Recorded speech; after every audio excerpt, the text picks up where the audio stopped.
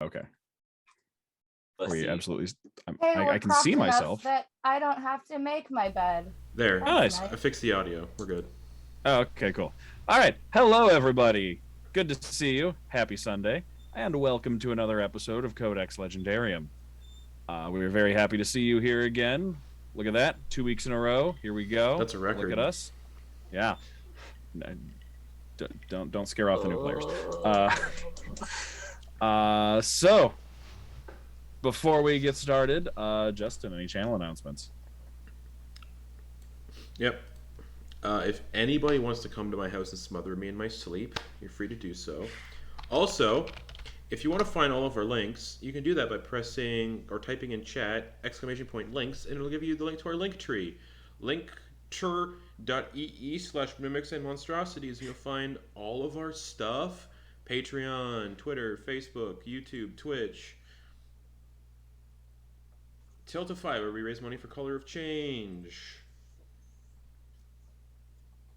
And Patreon's cool because you get like free D&D content that I make. So, I mean, yeah, check it out. I haven't done anything though since September because I'm depressed. You know. Relatable content. Yeah, that's the relatable content. Maybe you can $3 a month possibly gets you stuff when my brain is working. I feel that. Most of the games on the channel are done now, aside from this one and the Wednesday night 9:30 game. Currently in the process for casting for the Thursday night game, which is going to be Ravenloft, and then the other Wednesday night game. But updates on that eventually. I really can't think of anything else right now. Okay, then I think we should get into it. So, last week was our first episode. We got started. We had the 3 power duos of Princess and Galina, Viktoria and Tedros, and Yulyanya and Montblanc all arriving at the Eorian merchant camp, all coming from different directions, basically every cardinal direction they could come from that wasn't the ocean. We had Galina and Princess coming in from the north on the wagon train. We had Montblanc and Yulianya just walking in from the east, and Viktoria and Tedros riding in on a horse from the south with a weird kind of leg brace armor get up going on him. They all arrived just in time to see the wagon train that Princess and Galina were on get attacked by a blizzard. They all rushed into action, the only people that ran towards the problem instead of away from it, and rushed in and found a dead polar bear possessed by some sort of ice spirit attacking the wagon train, along with a couple of little flying ice goblins that Montblanc identified as mephits, ice mephits, that were attacking the wagon train. The group managed to band together, most of them meeting for the first time, and with Galina and Viktoria reuniting as they managed to fight back the polar bear and defeat it. When it fell, that sort of pale blue spirit rose up out of the polar bear's dead body and then flew up into the air and then shot south across the sky with it, taking the entire blizzard with almost like a blanket that just suddenly just vanished, leaving it a clear day. Everyone then kind of spent the rest of the day getting to know each other, saying that, talking about how they probably shouldn't use the M word for magic. And just generally like getting to know each other more, and then finding their way over to a nearby tavern, which is really just like a tent with some barrels of alcohol in it, and all started drinking. Just about the last thing that happened was Princess snuck off upon hearing some kind of noise that seemed familiar, and she found a group of children playing with the noisemaker, and then stole it from them while invisible, and then came back to the we'll look for possessed polar bear next blizzard. Came back to the tavern tent and placed it on the table, and that is about where we left off. So everyone is hanging out in the tavern tent. It's still the first day that you've arrived here. The wagon train has pulled in and is, undergoing some minor repairs and everything. It looks like it's getting ready for another trip sometime soon. And yeah, that's where we're picking up. Everyone's in the tavern tent drinking, and Princess is staring at a noisemaker. I would like to say that I am only drinking a glass of water and writing in my journal. That's right. It's not the diary. It's the journal. It's a journal. I said it right. I said it right. I don't know why you're laughing. I said it correctly. What are you journaling? Oh, I am just journaling about everything that has happened so far. A lot has happened this far. So much has been happening all the time, and I like to write it down. So when you write things down, are you writing down what happened and what's going to happen because you guys know the future as well? No, I do not write down what the cards tell me. You don't write down what the cards tell you, then what's the point of reading the cards? Are you going to forget? No, you'll never forget what the cards tell you. I've already forgotten what the cards told me. I don't even know what cards we drew. Victoria, have you forgotten what the cards told you? In what instance? The cards have told me many things. In this specific instance. In this specific instance, the cards spoke to loss and grief. And that Exactly. we're on the right path. See, we are the card readers. We do not forget what the cards tell us. Oh yes, the cards still say nothing. No, they said that you are on the right path. That is very much something. What does that do for me? Nothing. It gives you the hope and the knowledge that you are doing the right thing to find whoever you are missing. Hope I'm is not bullshit. sure there is a right thing. Hope is bullshit. Monty has a lot to say. What do you have to say, Monty? I don't have a lot to say. I just say hope is bullshit. You won't elaborate? Nope. Fair enough. I won't say that hope is bullshit, but I will say that you do need a little bit more than hope. Thank you. You need faith as well. Nah, fuck that. I am good with no, not faith. Fuck Not faith. faith. I just thought that the cards were going to tell me, like, what to do in order to see my family again. But The cards can't write out a plan for you. They cannot give you step-by-step list. That is crazy talk to think. Does But you all of this is crazy talk to think. The cards simply tell you how to go about start making your own list. Okay. They're still very useful. Don't get me wrong. You can just see the steam coming out of Yulyanya's head. I'm going to put that in my journal.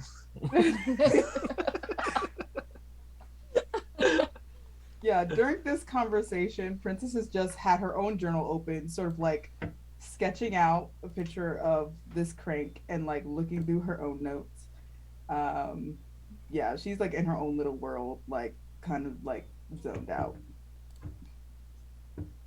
Okay. So, question, no time has passed. Pretty much, yeah. We're pretty much right where we left off. We're still on that first day. It's getting into like evening, though you wouldn't really know it because given that it is summer in the far south, or summer in the south, basically. It is basically light out constantly. Like you're getting like I think 3 hours of nighttime basically.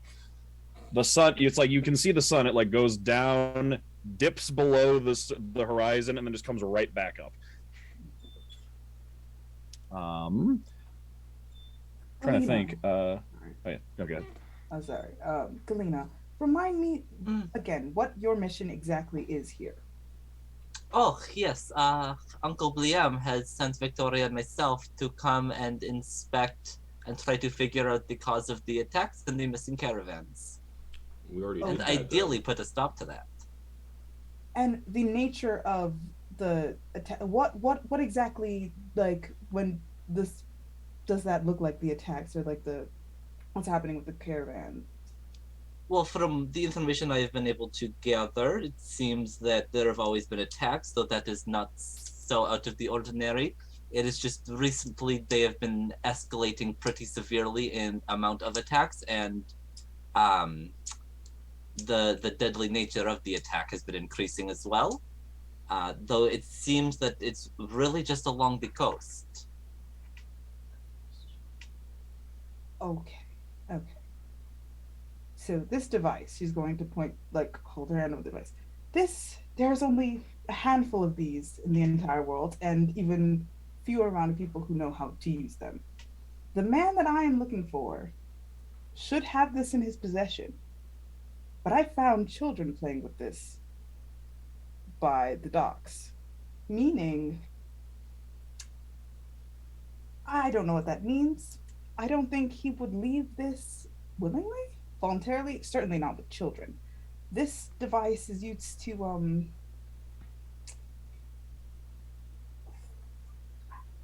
like, you can see her, she's literally trying to struggle, like, how to explain what this does.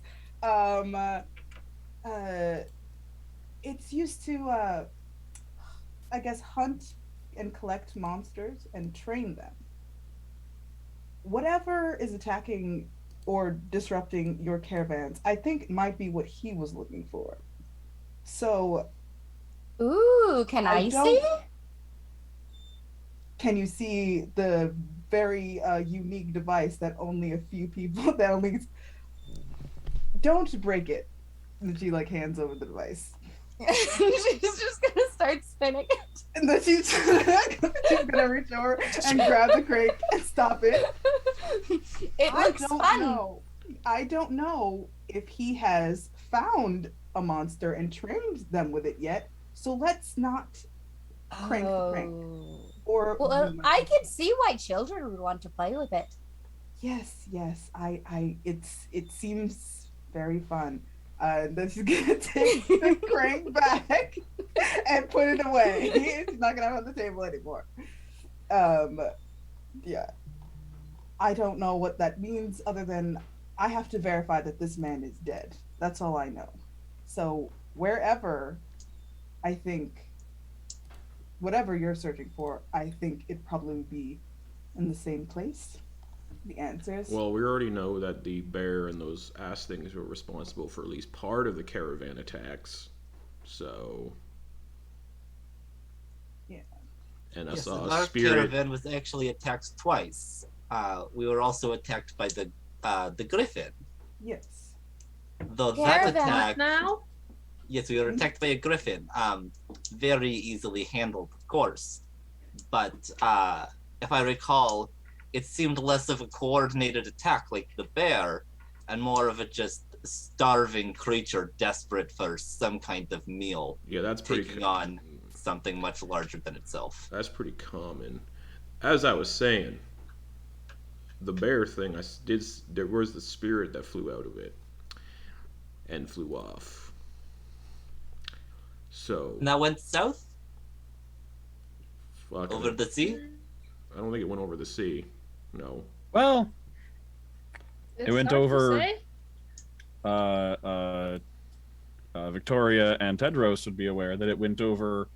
It sort of went over the sea. It went over the Stone Sea to the It south. went over a sea, not the sea, but a sea. indeed. Swimming isn't a problem for me if we have to go in the water. Just saying. It's a different not kind of water. sea. I You don't understand. wanna I know go what the swimming Stone there. Sea is. Well, the caravan that my family came in on for our circus is gone too, so I'm assuming that that's got something to do with it as well. Yeah, and if you see something looks like this, and I pull out circus tent scraps that I have on my person. Oh. Is that? We took some of the tent. Yep. just in case we okay. would need a tent. Okay. I was worried that this was all that was left. So that was very No, Yeah, there was I quite a bit left, but we didn't really have any room in our bags. cut up the tent, and then I got this too, and I pulled out Displacer Beast meat scraps. I is mean, it like clean or is it just like scraps? No, it's like, Like- clean. It's like clean and cut into like steaks. Okay. Yeah. Mhm. all I managed to save was this. And then she just pulls back her cloaks, and there just shows this giant duffel bag that she's been carrying along with her that Poppins is popping out of. And just a lot of circus equipment inside. Montblanc kind of just stares at Poppins. She hugs Poppins very close. I'm not gonna eat your rabbit. I don't trust that. Rabbits don't taste good anyway. You said that they taste good. You said that they were food. They are food. I mean, they just they when can be. They don't have to. I don't prefer to eat rabbits. Thank I you, prefer Tedros. I prefer to think rabbits is like icons of luck. Well, I guess I'm really lucky if we keep Poppins alive. And I ensure I mean, my anything rabbit can foot be is good hidden if you're still. hungry enough. Mhm. Tedros and Victoria, you guys came. You both came from south direction when you were coming. From the Stone Yeah. Sea, yes. Yeah. Okay, I'm not from here. I'm not familiar with the terrain. What is the Stone Sea? Shithole. That's Great question. Definitely. Thank you so much for asking. The Stone Sea is a sea of stones with land sharks. Land shark? Would Montblanc Land know sharks. what land sharks are?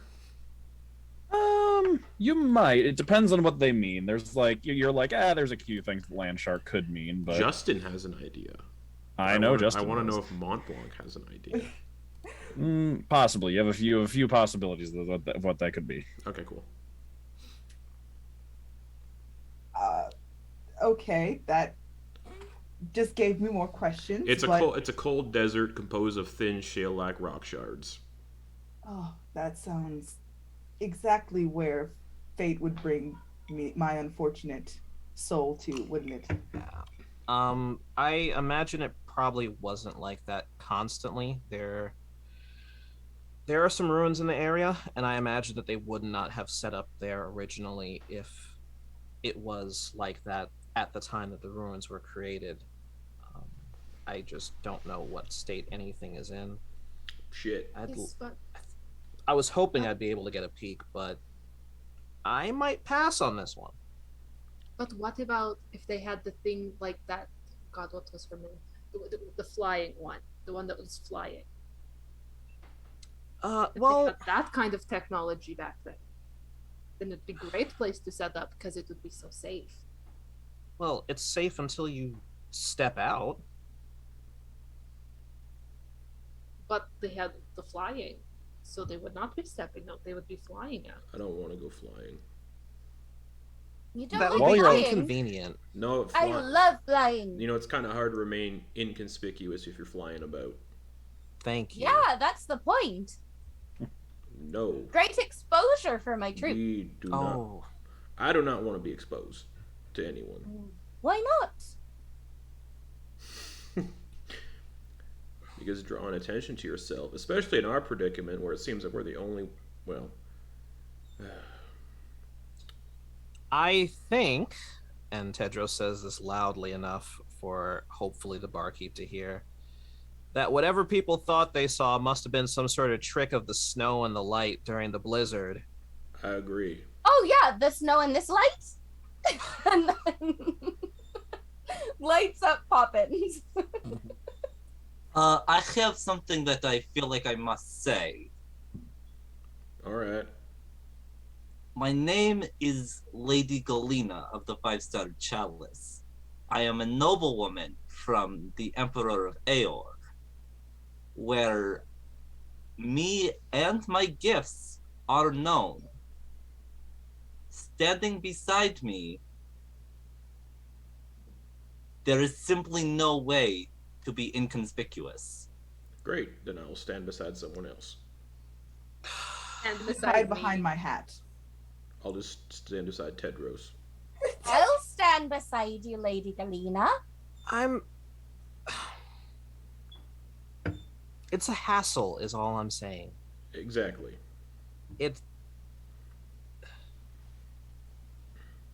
Not everybody is as cultured, is all I'm gonna say. And not everybody is as comfortable drawing attention to themselves. All I am going to say is that you have two choices that you can make.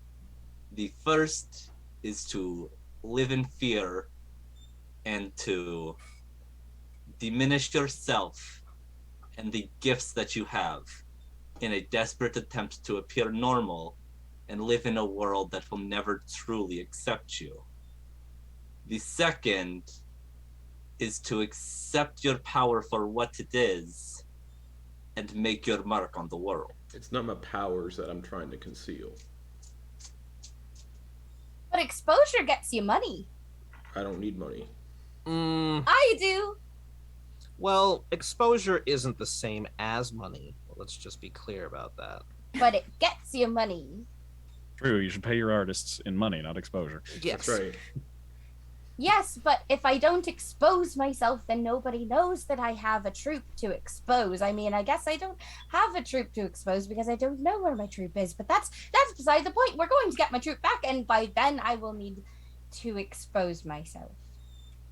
Well, then let's agree all that we will try as best, looking at Galina, to not bring unnecessary attention to ourselves. Thank you. Because when people are in need, yes, if you are given gifts, you should use them. But we should not be lighting rabbits up in the middle of in a tavern. That's not the kind of attention that we need. Though I do love a fellow performer, and I understand when you need to perform, but now is not the time. Poppins is now put away. All right. And all of you look, and standing in like the tent flap, you can see one of the clerks from Lady Ingway's office just standing there, like hand up, like he's gonna knock. There's like a post right in the door, like in the entryway. Like he's got a hand up, like he's been trying to find a good time to knock to like get to like get someone's attention, but like the conversation has just been going, and he's just like not found a good spot. It's like you all turn to like notice him while he's standing there and just. It is significantly less rude to interrupt than to eavesdrop. So sorry. I'm sorry. You seem to be in the middle of something. I didn't want to interrupt, but I'm so sorry. I am here for Mr. Tedros. You. Yes, you. Yes. Yeah. Lady Ingway sent me to ask about how the plans for your device are coming along. Yes. Ran into some issues. I need to heat up my ink. It's been a bit of a time. So give me about an hour and I will have those plans for her. I will bring them there myself. All right. If you need ink or paper or anything to write with, I can provide that for you. We are happy to bring it. Anything you need, sir. Anything you need at all. Sure. Yeah. Okay. Yeah. All right. I'll take some paper and some ink. Yeah. Paper, ink. Anything else you need? Anything else at all? Quills, pens, charcoal. Well, I usually like to do the sketching and charcoal first and finish in ink. Just bring all of it. Yes. Yes. All right. Yes. All right. Yes. And he like practically like scrambles back and heads out back towards Ingway's office again. Well, he sure has a way with words.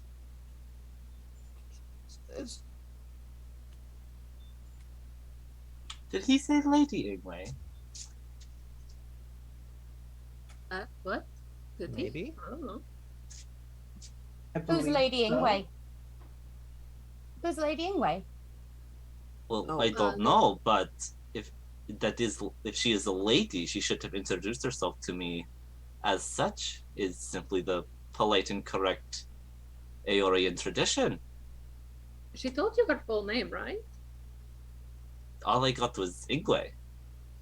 of the Five Swords. Well, when she introduced herself to me with her full name, she did not say lady. So I've just been calling her Madam.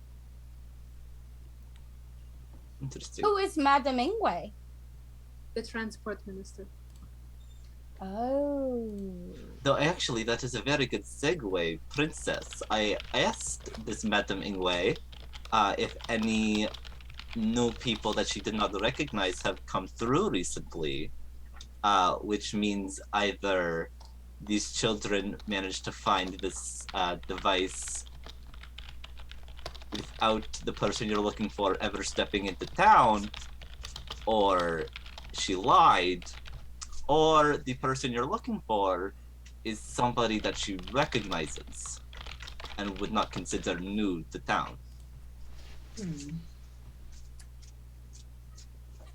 Interesting. Well, I think the best bet would be to ask the children. I just didn't want to scare them because, I was not visible. I didn't want to pop out, and I really thought stealing the thing from them, well, I didn't want to scare them, and I was a new face. That'd been, so maybe I should try to look out the flap and see I know you can't really tell what time it, because I don't know how much time has passed from this conversation, but I don't know if they would be still playing there, but I imagine I could go back, or we could go back, or not a whole group of us going to talk to children, but That's quite considerate of you. Do you have children yourself? No. No? No, I don't. I have a soft spot for children, and not much else in this world. But children, I tend to like children. I love children. You should definitely You have take children? Yulianya. I don't have children, but I've been in charge of a lot of children in the past.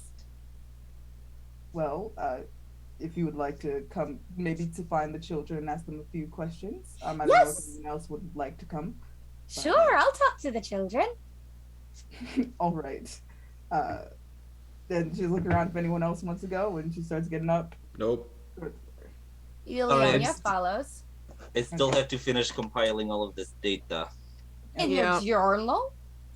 In my journal, yes. I am saying it correctly. Yes. Okay. Great. When he comes back with all the stuff, I have a lot of copying to do. So, Do you want some help, Tedros? I mean, not if you have something else you wanted to do. I mean, you've helped me so much already. Then I should see this through. You're absolutely correct. I will help you copy. Okay. Monty, what are you going to do? Did you want to come see the children? Nope. I'm gonna go outside and look at stuff. That's our Monty. Montblanc. That's what I said. Nope. I don't believe it was. All right, that's okay. All right, let's go. And then she turns to her or towards the door, showing her. So we've got Tedros and Viktoria and Galina are all staying in the tavern tent. Yulianya and Princess are going to talk to the children, and Montblanc is going outside to look at stuff. Yep. Okay. Would we have done a short rest at all? Oh yeah, you have to say from your time sitting in the tavern here, you would have gotten for a short rest. So if anyone would like to take a short rest, recover anything you need to from that, you feel free to do that. Ooh, you can roll hit Start dice. hit now dice. on- Roll up again. You can do it on D&D Beyond now. Sweet. Nice. Well, imagine having D&D Beyond for your character. Yeah, it's pretty great. Could not be me. What if you did, though? It's pretty great. What Alright. if I have to be different and I have to do this old Mhm. school? I just Yep. want to creep on your character sheet. No big deal. We've had a request for a recap of what our characters look like. Oh yeah. Why don't we do that? Because we did that once the first episode. So for anyone that missed the first time, why don't we do a brief rundown of what everyone looks like, and then we will get to the 3 different groups and what they're doing. I will go first. Lady Galina of the 5-Star Chalice is a beautiful, noble woman. No matter what she looks like, no matter what she is wearing, there is no way to disconnect her from her noble heritage. Um, she has light blue skin. She is a tiefling.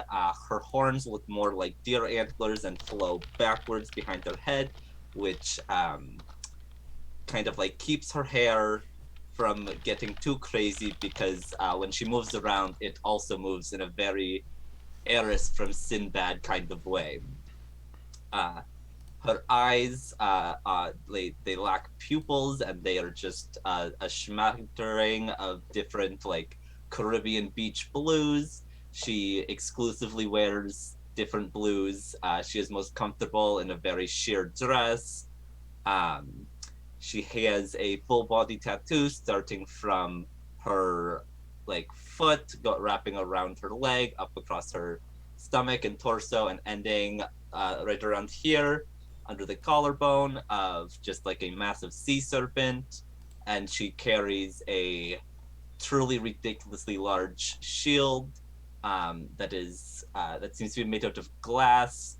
It is perfectly see-through and is designed to look like crashing waves. She also wears jewelry. She has a pendant that unattaches from the chain relatively easily so that she can flip it, because it's also a coin. One side has the symbol of cups, the other has the symbol of the 5-star chalice. Right. Seems appropriate to go to Viktoria next, just to keep the twins together. Lady Viktoria of the 5-star chalice is a 6'5" hot woman. Light green skin, dark green hair tied back in braids. She's got the white stripes across her temple. She is very comfortable in green toga style clothing, with the back draped to show off her massive back tattoo of Rocky Bulbasaur looking thing. She has also a matching pendant. One side is 5 stars in a kind of pentagram types pattern, and then the other side is the 5-star chalice, which, now that we have both descriptions, would be my side of the coin plus Galina's side of the coin to form the full crest. She carries a massive axe that usually sits behind her head, looks like kind of like a halo. For size, probably the blade would be Yulyanya horizontal right there for the blade. And that's it. All right. I just posted Montblanc's art in chat. Yeah. All right, let's go. I'll just go clockwise around the outside then. So, Princess. All right, Princess. So you see like she stands at like 5'4" with heels, without heels, 5'2". Wood elf, warm brown skin. Her ears are like adorned with like golden like jewelry to like accentuate like the tips of her ears. She's wearing a pearl necklace that looks exactly like this one. And she's wearing a red cloak over her shoulder that has a golden wolf and a green dragon going in like this yin and yang symbol on the back of it. And it's like this deep red cloak. And she's wearing a ridiculously large black hat on her head that she kind of like, you can't really see her face when she like tilts it down. And underneath her red cloak is a lute strapped to her back. It's sort of like this bluish color, like painted wood. It's like very odd color for a lute. And she's wearing like these tall black boots that come to the mid length of her thigh, and like a tight corset top. And she has bandages all the way up her arms, and on her cheek she has a scar, like a claw scar, that kind of like goes from her face down to her neck a little bit. That's that. She has like messy makeup on, like smoky eyeliner, and that's Princess. All right, Tedros. Not muted this time. Tedros is not a particularly tall guy. He's 5'3", around like 130.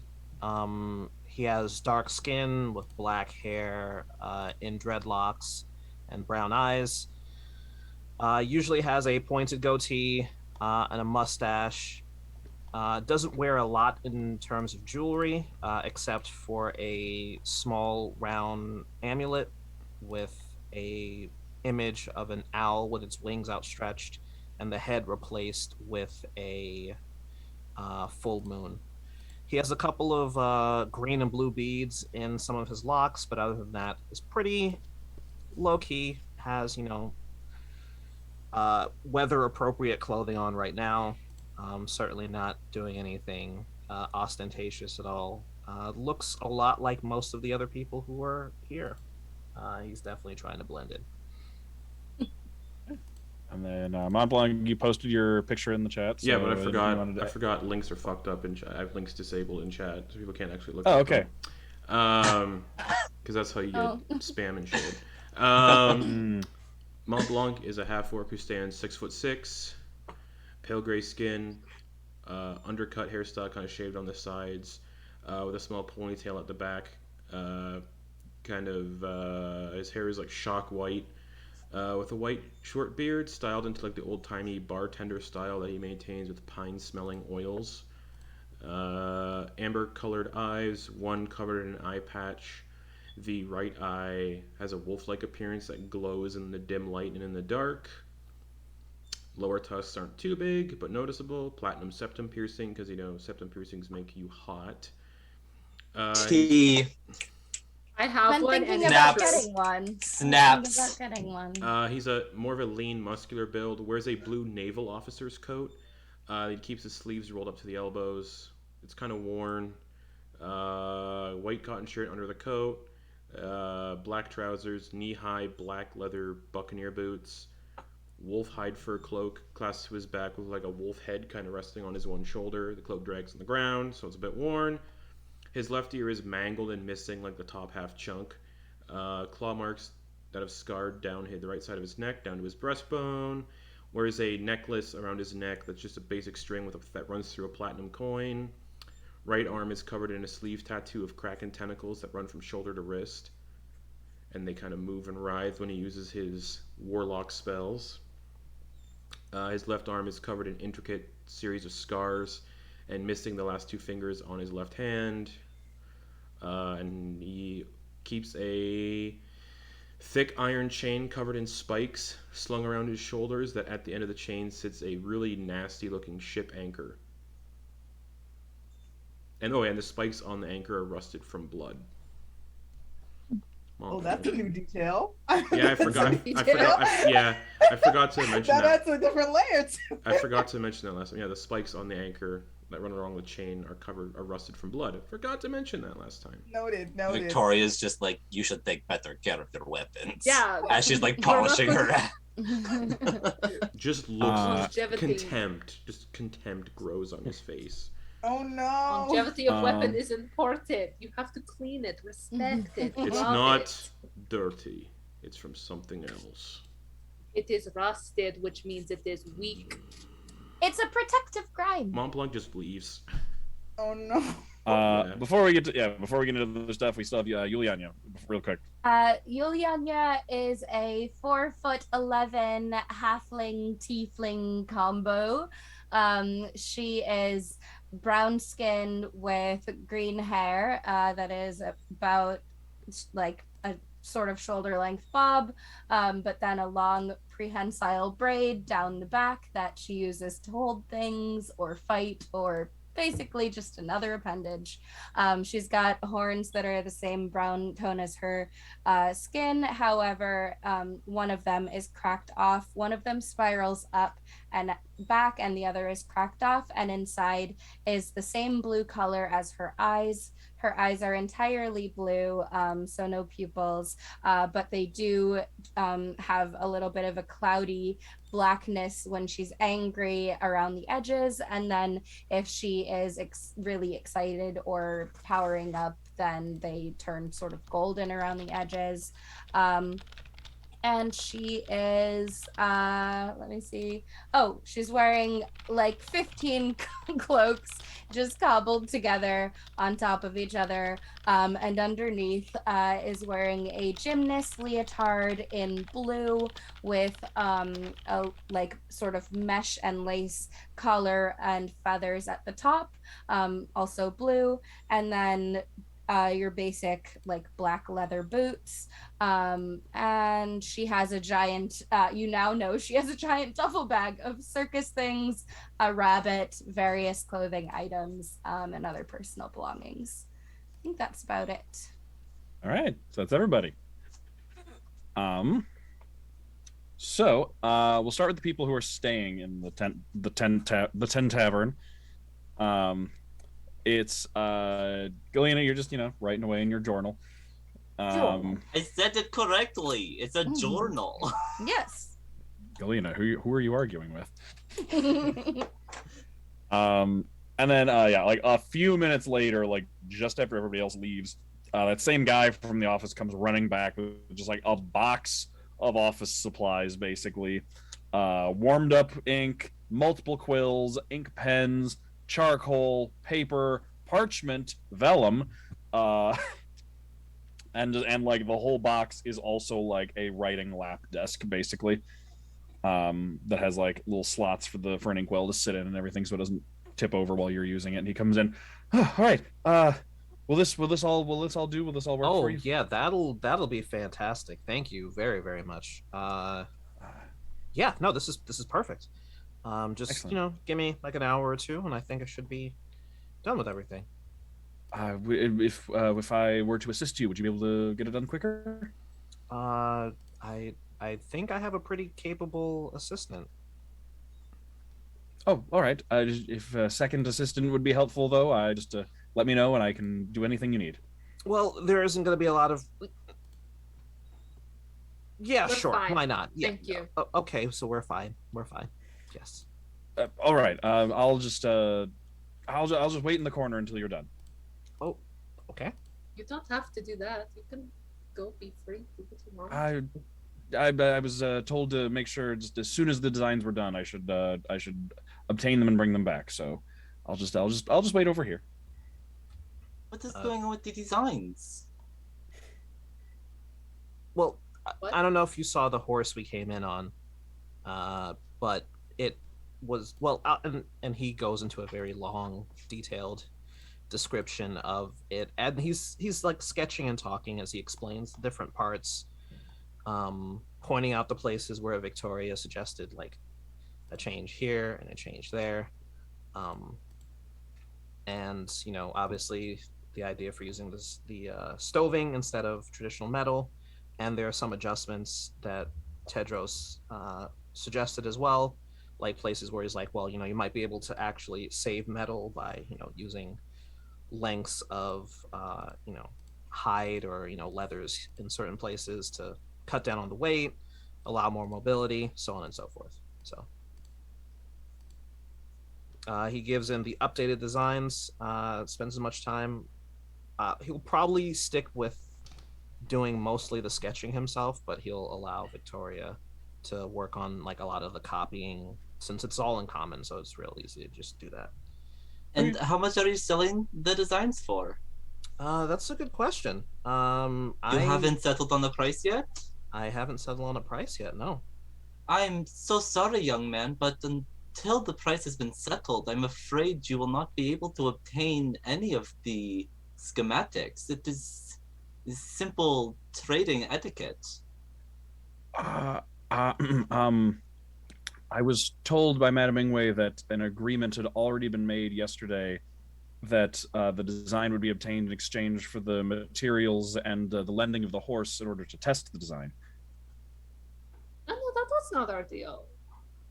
No. There was money in that. Yeah, I am pretty sure. Oh yes. A reward, yes. A reward in exchange for the designs, yes. But the original agreement, I was told to obtain the designs and that you would be getting your money, and that I'm supposed to deliver the designs to Madame Ingwe as quickly as possible. Do you by any chance know how much money she had in mind? Can I don't insight check know. this guy? Sure, go ahead.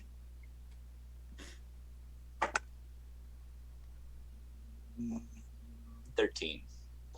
Okay. You can tell he's clearly nervous and like feels definitely caught between a rock and a hard place in this situation. Like his boss is just like, do this thing. What? How tall is this boy? Like 5'7". So significantly shorter than these two Amazonian women. Absolutely, yes. All right. Well, I'll tell you what. I'm terribly sorry, but I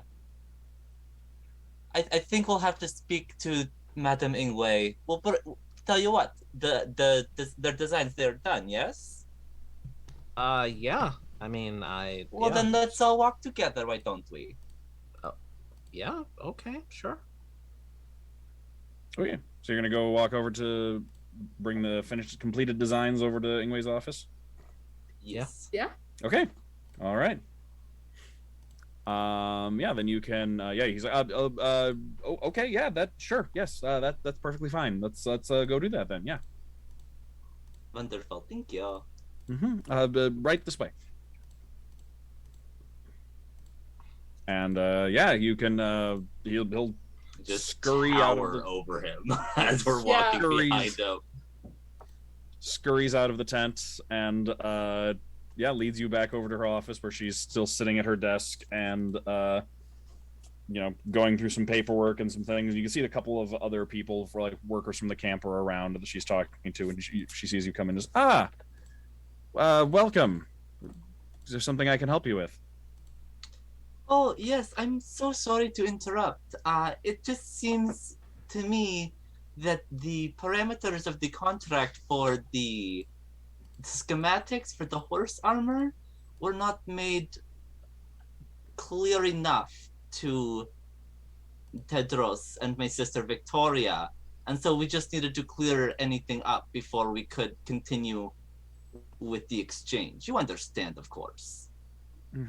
What is it that's unclear? Well, what is the payment? And she reaches under her desk, pulls out a pouch, and just drops places it on the counter. 100 gold pieces. Does she drop it like a bitch? Is she being No, bitchy? she doesn't like drop it. She just like comes and just places it on the counter in front of you. Okay. I'm gonna hold it up. Does it feel like 100 coins? As far as you can tell, yeah. I'm pretty good with money. Count them. I don't. You dump it on the counter. I don't need to count them. Well, she Count count them. She puts it in front of Tedros first of all. I'll lean over Tedros to pick it up and go, this feels exactly like 100 coins. This is good. I believe this is a fair exchange, Tedros. It's not a fair exchange. It's not a fair exchange. Tedros does not believe it. All right. Madam She reaches Ingwei. under. Yes, she's like halfway through reaching under the counter again when you say her name. Yes. How much trade do you think you do across the Stone Sea? Trade? None. Okay. Let's try it like this. How many trips do you think that you would need to make across the Stone Sea? Hard to say. Say a dozen. Maybe one a month? About, yes. Okay. My schematics are allowing you to travel once a month across the Stone Sea. You would need to outfit at least 4 horses in order to carry any sort of appreciable material. And minus the cost for materials, I imagine that when you add it up, that's probably closer to 500.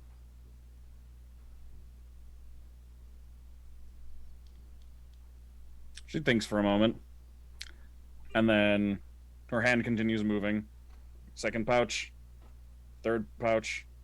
Fourth pouch. Fifth pouch. just pile on the counter right in front of you. May I have the schematics then? He hands them over. All right. And she takes them, looks them over, turns, immediately hands them to the one of the workers that's standing right next to her. She says, "Begin immediately." And he nods and just exits. It was a pleasure doing business with you. I hope you enjoy your well-earned reward. Can I do an insight check on her? Just want like a general Sure. vibe check. Sure, go ahead. I don't like her.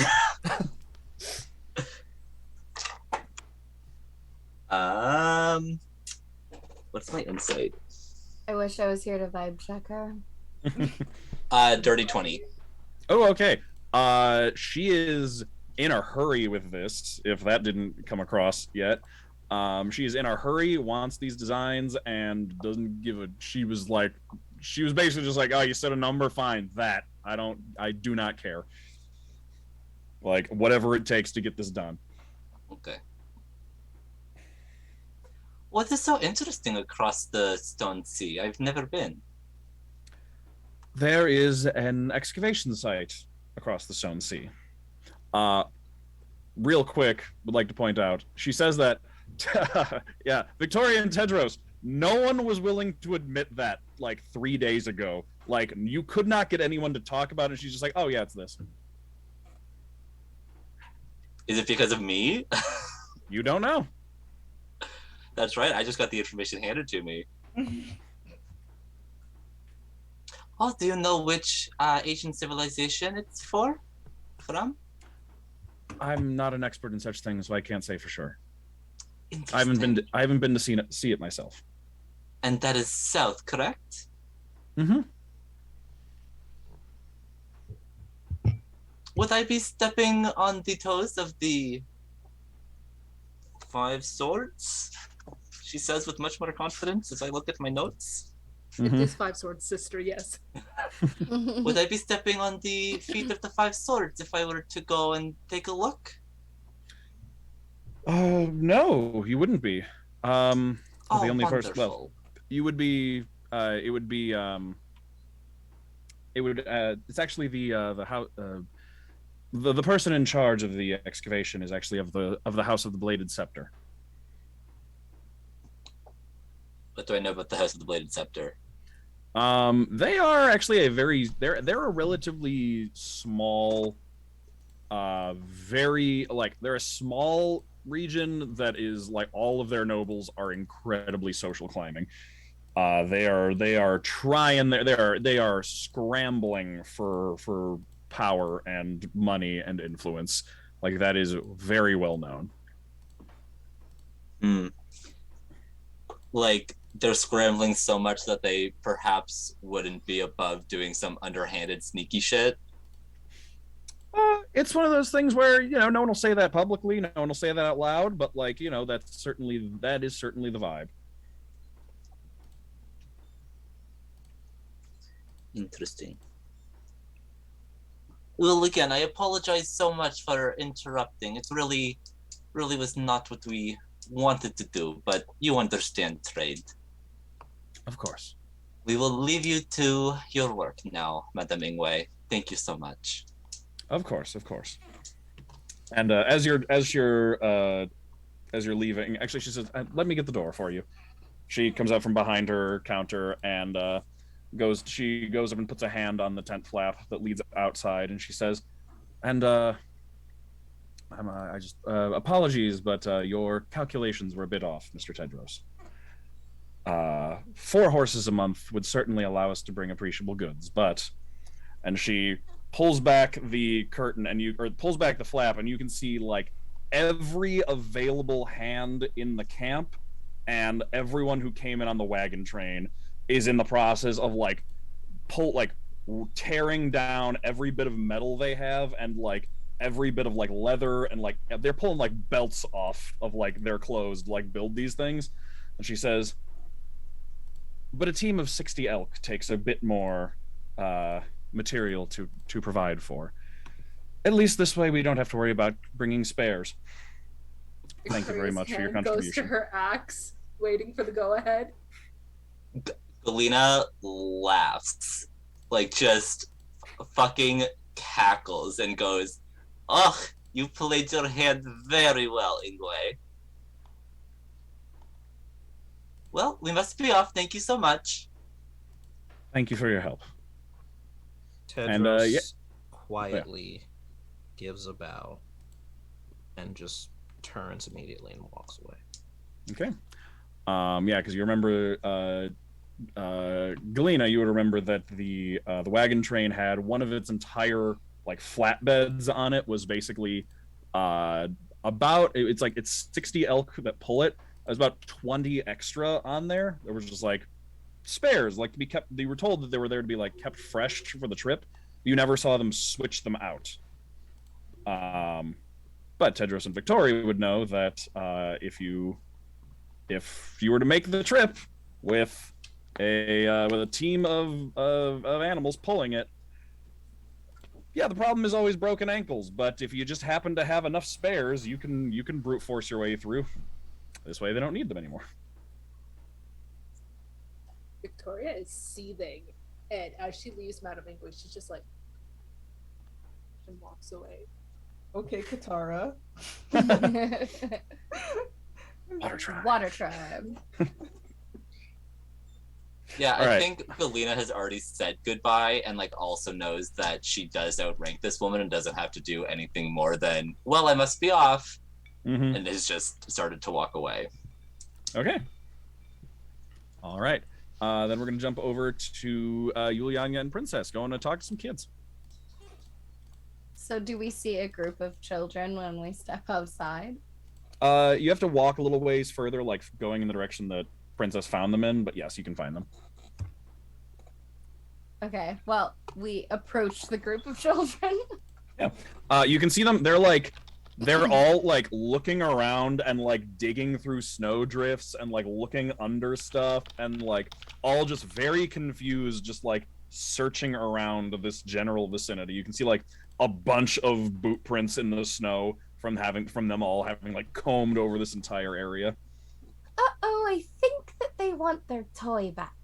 Well, all right. And then Princess is gonna just take the crank out and just like do it one good time really short in a way that she knows is not gonna do anything if it just to get their attention. All right. Oh yeah, they all of their heads just like snap up and look in your direction, and then they all rush over and they're like, "You found it! You found it!" Hello, yes. Hi, little ones. Yes. Hi.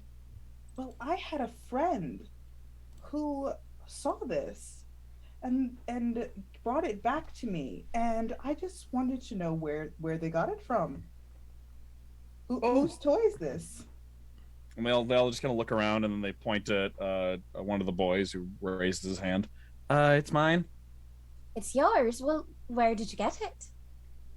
A funny man came through a while ago, and he gave it to me.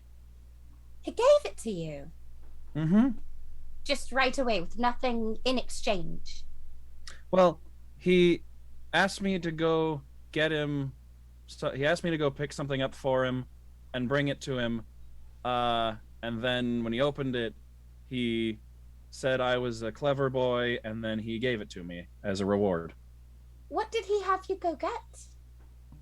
It was a package from Mr. Canrow. Who's Mr. Canrow? He hasn't been here in a while. He lives in the south, my mom says. Mr. Canrow from the south? Mm-hmm.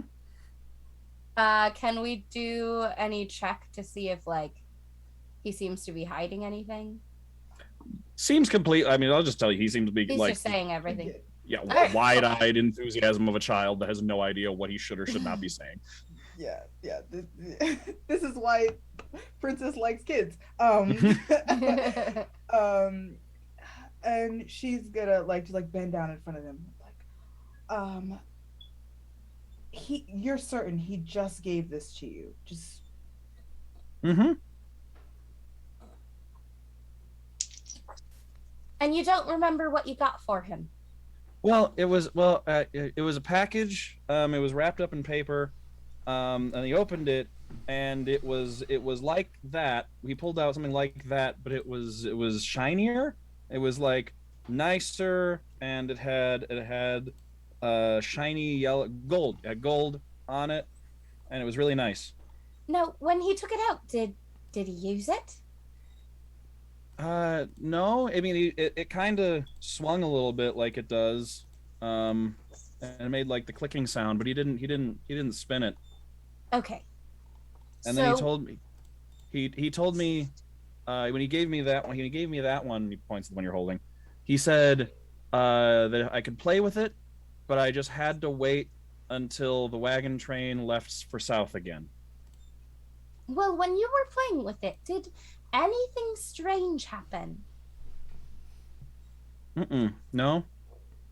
I did what he told me to. I waited. I didn't play with it until the next day when the wagon train had gone again. So you played with it as the wagon train was coming in?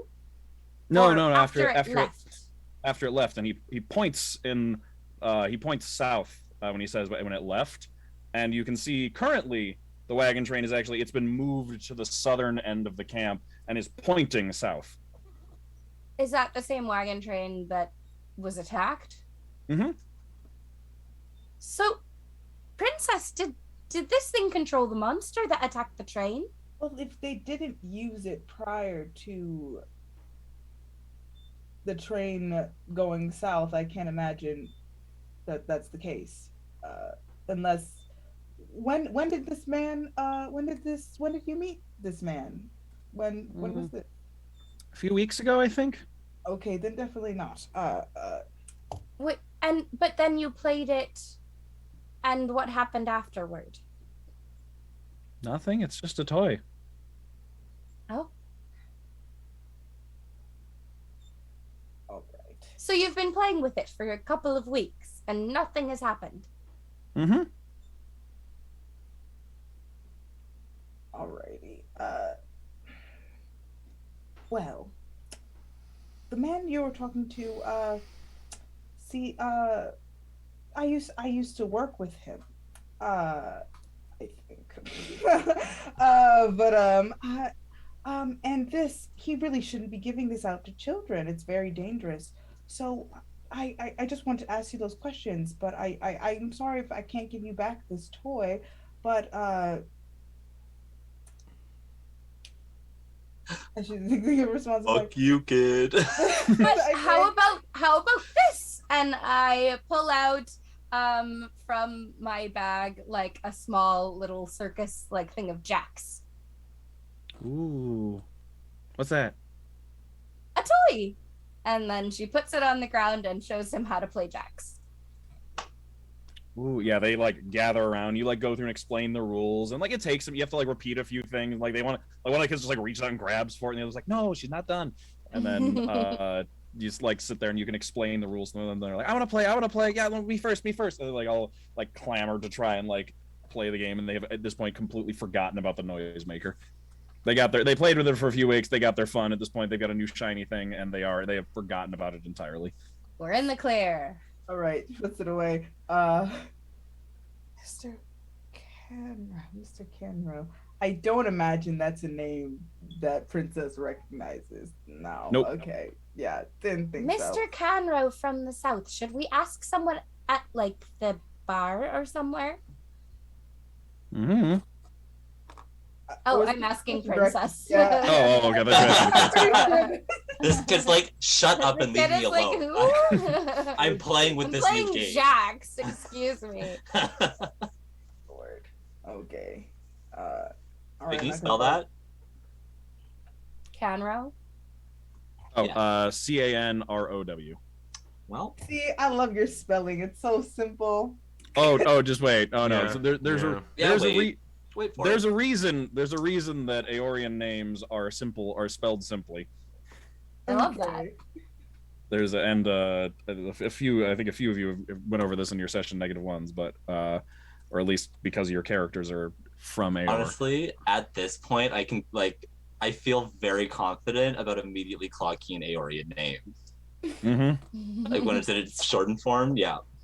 Yep. I love Yeah, that. if it's in its lengthened form, you better be able to. They're Princess weird as hell. clearly not from the Empire. It's not doesn't mean nothing to her. All right. Yeah, seeing that the kids are like distracted, like she's gonna like start like walking away, but clearly like in her own head. Okay. Back to the tent. You'll Does she get walk into up something? to follow Princess. Okay. As you're walking away, you notice it took you some time to walk over and find the kids, and you talk to them for a while. It took you a while to teach them get the game of jacks. So it's about this time that you're walking away that you notice, like as you're in the process of walking, you notice like the entire camp come to life with people starting to work on something, and like just pulling all the leather straps they can off of everything, and like metal and stovepipe, and just like the whole camp comes to life, starting to build something, just like a whole bunch of somethings. What was Montblanc doing during all this? I was just about to get to Jacking that. it. No, he doesn't do that. For him. Okay. He's a fur Yes. member of NoFap. What is Montblanc doing? Getting away from the noise Okay. All right. and the headache. So you just like go out towards the Docks. out of the camp. Oh, towards the docks. Okay. And are there people at the docks, like ships and stuff? There's not really actually ships right now. Okay, then I anything... do not go to the docks. Oh, okay. I'll go to where we fought the bear, I guess. Okay, so just north of the camp. All right. Yep. And Okay. kind of look in the direction that it flew off to. Okay. Yeah, you can. You turn. You're north of the camp, and when you look, it's like south, straight towards the Stone Sea in the direction of you can. It's starting. The sun is like starting to dip lower, so like you can start to see the beginnings of the aurora in the south as the sky gets a little dimmer. All right. It's midnight. It certainly could be. When I was at the docks, were there people there though? Sort of, yeah. Like, not very many, and they're kind of just like. It would be like people, like just maintaining the docks and just like moving stuff around, but not very many, and it looks like there's not a lot of traffic in this area. All right, I'm actually gonna go back to the docks after like coming over here trying to figure Okay. out what to do, and then go over there and just find a random person who looks like they know things. Okay, yeah, you can find like one of the dock workers. Hey, She looks up at you from where she's like wrapped up in coats and furs and just like in the process of like sweeping snow off the dock into the water. Yes, salutations. to you as well. Might not have the answers I'm looking for, but you ever heard of the Scarlet Skin Carvers? Maybe a story once or twice. Do you know if they come this way ever? Oh, this far south? No, there's some kind of boogeymen on the seas up north, right? Yeah. Yeah. No, not this far south. I thought I've only heard like I said, only a story or two, but I thought they stuck to warmer waters. Yeah, just checking. Also, kind of gestures to the coat, like the coat he's wearing. Do you see people wearing this kind of attire around here at all? She leans in, kind of takes a closer look at it. No, not really. All right, good. Cool. You know if any ships dock here at all, ever? On occasion, I think we're expecting one from further north up the coast tomorrow. How far north? The Sverruk port of Narak. Ah, all right. Sorry for the questions. Oh no, don't worry about it. And I flip him 5 gold. Oh, thank you. All right. Have a good one. You too. Relax a little bit Okay. after asking questions. And yeah, just gonna hang out on the dock, sit on a crate or something. Okay. While you're hanging out on the docks, you sit there for a while. It's like, everyone's got like a 2 hour time span here, basically, that they're, or one, like 1 to 2 hour time span, I think is what everyone else's time is taking. You're sitting there and you can hear like, it's very distant. You can hear like shuffling footsteps coming from like around the bend up the road that the wagon train came from. It starts as like the very distant sound of shuffling footsteps in the snow, and then you can hear like the like gasping breaths along with it, and then uh you notice that like one of the sets of footsteps has like a drag to it instead of being like a healthy gait. And as it comes around closer around the bend, you hear one of them, you hear one person just start yelling out, "Help! Help! Anyone there? Can I get some help?" Immediately bolt over. Okay. You just get up and rush around there. They're just around like a bit, like a small rise that's just enough to like block them from view from around the corner. As you come down around the road and you almost run right into them, you can see 2 people. They look like they're wearing Aeorian winter gear. One has a bow over his shoulder, and he is the one being supported by. There's a woman carrying him, like one arm over, one arm over her shoulders, one arm over his back, like supporting him and kind of like helping to almost drag him in towards the camp. He is bleeding profusely from under his coat, and you can see that he has what appears to be from like shoulder to mid chest. What looks like the front of his coat is got like dozens of what looks like uniform stab wounds just smacked into the front of his coat, and then just blood is just like leaking out from inside and also dripping out down from the bottom. Hey, what happened here? Monster hunter, all that kind of stuff. What's going on? We're scouts, and we occasionally hunt for food. Something attacked us on our way back. I'm not sure what it was, but it moved very quickly, and it did that to him. And she like points at it. He's like, "Oh, my shoulder! Oh God, do the it stab hurts." wounds look familiar? Like they belong to what Yulyanya and I killed? Since you just saw that very recently, yes, except bigger. Like it covers the one that you 2 killed would probably have been like shoulder to like about like middle of the chest. This one is shoulder to like sternum, basically. It's like 1.5 times bigger. All right. Can you point me in the direction? Yeah. Just she points to the ground, and you can see just drops of blood leading back along the path they took. She's just follow that. It's white snow, so it's very easily stands out. All right, I'm gonna attempt to help with some of the wounds and do a medicine check. Okay, go ahead and roll me medicine. 15. Okay, so you can like sit him down on the side of the road here and pull his jacket open, and you can see that he's got it is just rows and rows of puncture wounds down his chest, and well enough what to do. You can like take some of his, like rip off part of his shirt and make a bandage out of it. You can identify some plants nearby that make a good you can like mash together into a good salve to help stop the bleeding, and you're able to just staunch the bleeding on it. It looks like it went like straight in but didn't like have a chance to like rip or tear. Okay. Which is good. So it's gonna be painful. It bleeds a lot, but it will once you staunch the bleeding, he should have a pretty easy time recovering. All right. Yeah. I guess I'll gather the people I'm here with, unless they fucked off somewhere, and we'll go deal with this problem. It could be linked to the attacks. So. Oh yeah, I didn't even think about that.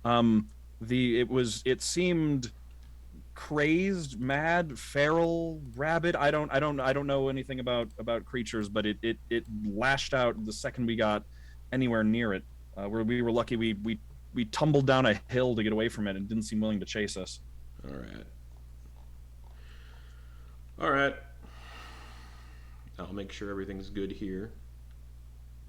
And attempt. I'm just going to yell everyone's names because I don't. Okay. Montblanc does not have the patience to wander around the settlement looking for people. Okay. Then yeah, everybody that's everybody that was like everybody else actually. Tedros, Galina, and Viktoria, about the time you're like exiting the tent and kind of like walking through the camp to like the sound of like hammering on metal and like all the working, and then Princess and Yulianya, as you leave, the children are walking away. You can hear Montblanc's voice from the northern edge of camp just start shouting out all of your names in succession. Do you help her get the guy like back to camp? Yeah.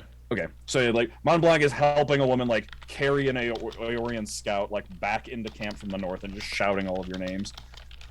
Yeah, Princess is bolting as soon as she hears her name. Yeah, they take off. Okay. Galina doesn't run. It's a little undignified, but she definitely like she walks as quickly as other people can run, but just stays very dignified as she's speed walking. It's the power of long legs. Yep. Yeah, long ass legs. That's what you get for being 6'5".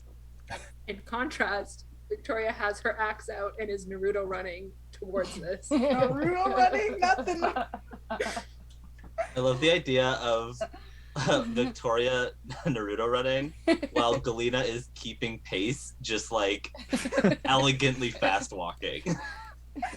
I like this. I like to imagine this is shot like waist up, so you can't see their legs. So like it looks like they're moving like to two completely different paces, but just like staying exactly next to each other on screen. Amazing. Mm-hmm. And then Tedros, are you? Tedros is definitely booking it. He is loading his crossbow as he goes. Okay. Probably a little bit more vigor than he, strictly speaking, needs to right now. Okay. You can all find your way over to Montblanc, who is helping an injured hunter back into camp. As soon as you get basically to camp, like when you're all right about when you're all meeting, some of the people who are working like stop what they're doing and they get up and they like grab him and they're like, "Oh, gods, what happened?" And then they can like help escort him into camp and get him into a tent, and so they can take a look at him and make sure and get him like some rest. All right. I asked all the questions, got all the answers we need. Individual was attacked by something that similar to Yulyanya and I killed a couple days ago, probably a little bigger. Seems like they said it was crazed, feral, like it was under control or something. I'm assuming the same thing as like that bear. And there's a blood trail. But it was like the danger kitty? Yeah. Same kind of stab wounds, but bigger. And there's a blood trail to follow. None of you have to fucking come with me, but my duty as a monster hunter to go after it, so toodaloo. And well, I'm not gonna leave you alone. And I go. But why would we not come with you? You called our names. She's just gonna like try to stop him from like leaving so quickly. Hold on, and like looking at the sky, like it's like what time of like I guess nighttime it would be like. What it's time? 2 a.m. now. It is still bright as fuck. It's not 2 a.m., but it is still bright as fuck. It is like again, like the sun is like in the dipping down motion, but like it's gonna be light. It'll probably be light for a while. Predators are easier to find at night, so that's why I'm leaving now. Well, I'll go with you. Excellent. Everybody else, I'm assuming that we're all going. Of course I am coming. This is elite. And now here's the thing. Course. Hunting predators, you gotta be quiet as fuck. Well, I can be quiet. Can everybody else be quiet, though? I do not wear armor, so I do not be clanking. That's not what I mean. Oh, you want us like to what you shut mean. up. Yeah, essentially. No promises, but let's go. Alright. Tedros would like to, before he does that,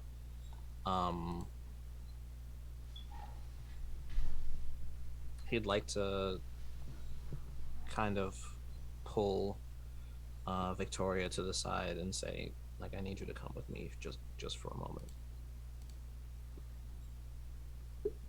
Viktoria will go with him. Just a minute, everyone. Alright. And Tedros will kind of move with her towards an armorer. Mm-hmm. And he'll kind of. Are they also helping with the effort right now, or are they? Oh, like one of the everyone in the camp is helping. Okay. Well, Except the only exception is like the 3 people who got up to help the injured hunter get like taken care of. Yeah, so Tedros will find the person who's supposed to be the armorer. Mm-hmm. And he'll say, "Look, I know what you have to do. I know why you have to do it. I need you to measure both of us. Measure you? Studded leather." All right. I can see if I can find you something. And hers needs to have an open back. All right. I can see what I can do. And he goes into his supplies, and it seems like they have a fair amount of arms and armor here on hand in this tent. It's kept out of sight, but he goes in and he pulls out some. He measures the 2 of you, and he can real quickly pull out like leather cutting supplies, and just quickly does a quick job of like finds like a set that's too big for both of you, and then just like goes to the seams and the places where the things meet together and cuts some off, punches some quick rivet holes, and then like relaces it up so that it'll fit you better, and then just like does kind of a quick job slicing the back off of one for Viktoria. And he says, sounds like you're in a hurry, but so I did a quick job on it. If you come back, I can finish that up better and make the edges a bit prettier, but should help you for now. We'll do that.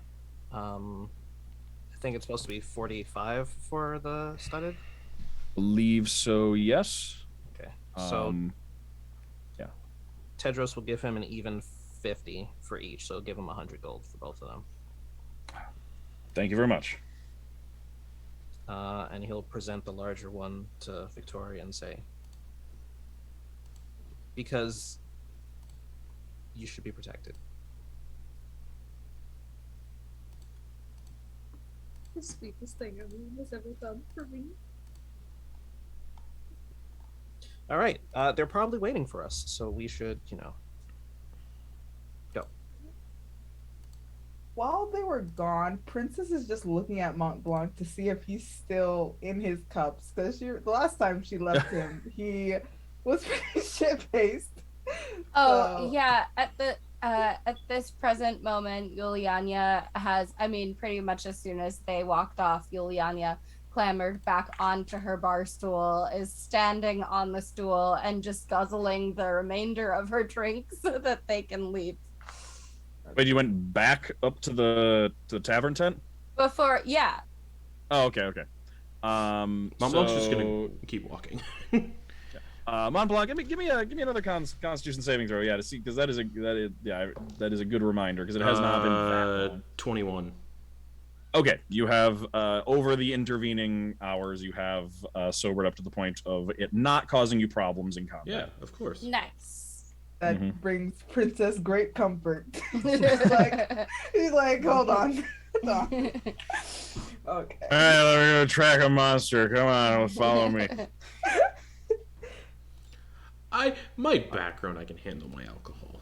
Okay. Yeah, but all right. Viktoria and Tedros can catch up pretty quickly, hurrying along. Is everybody else just following Montblanc then? Yes. Okay.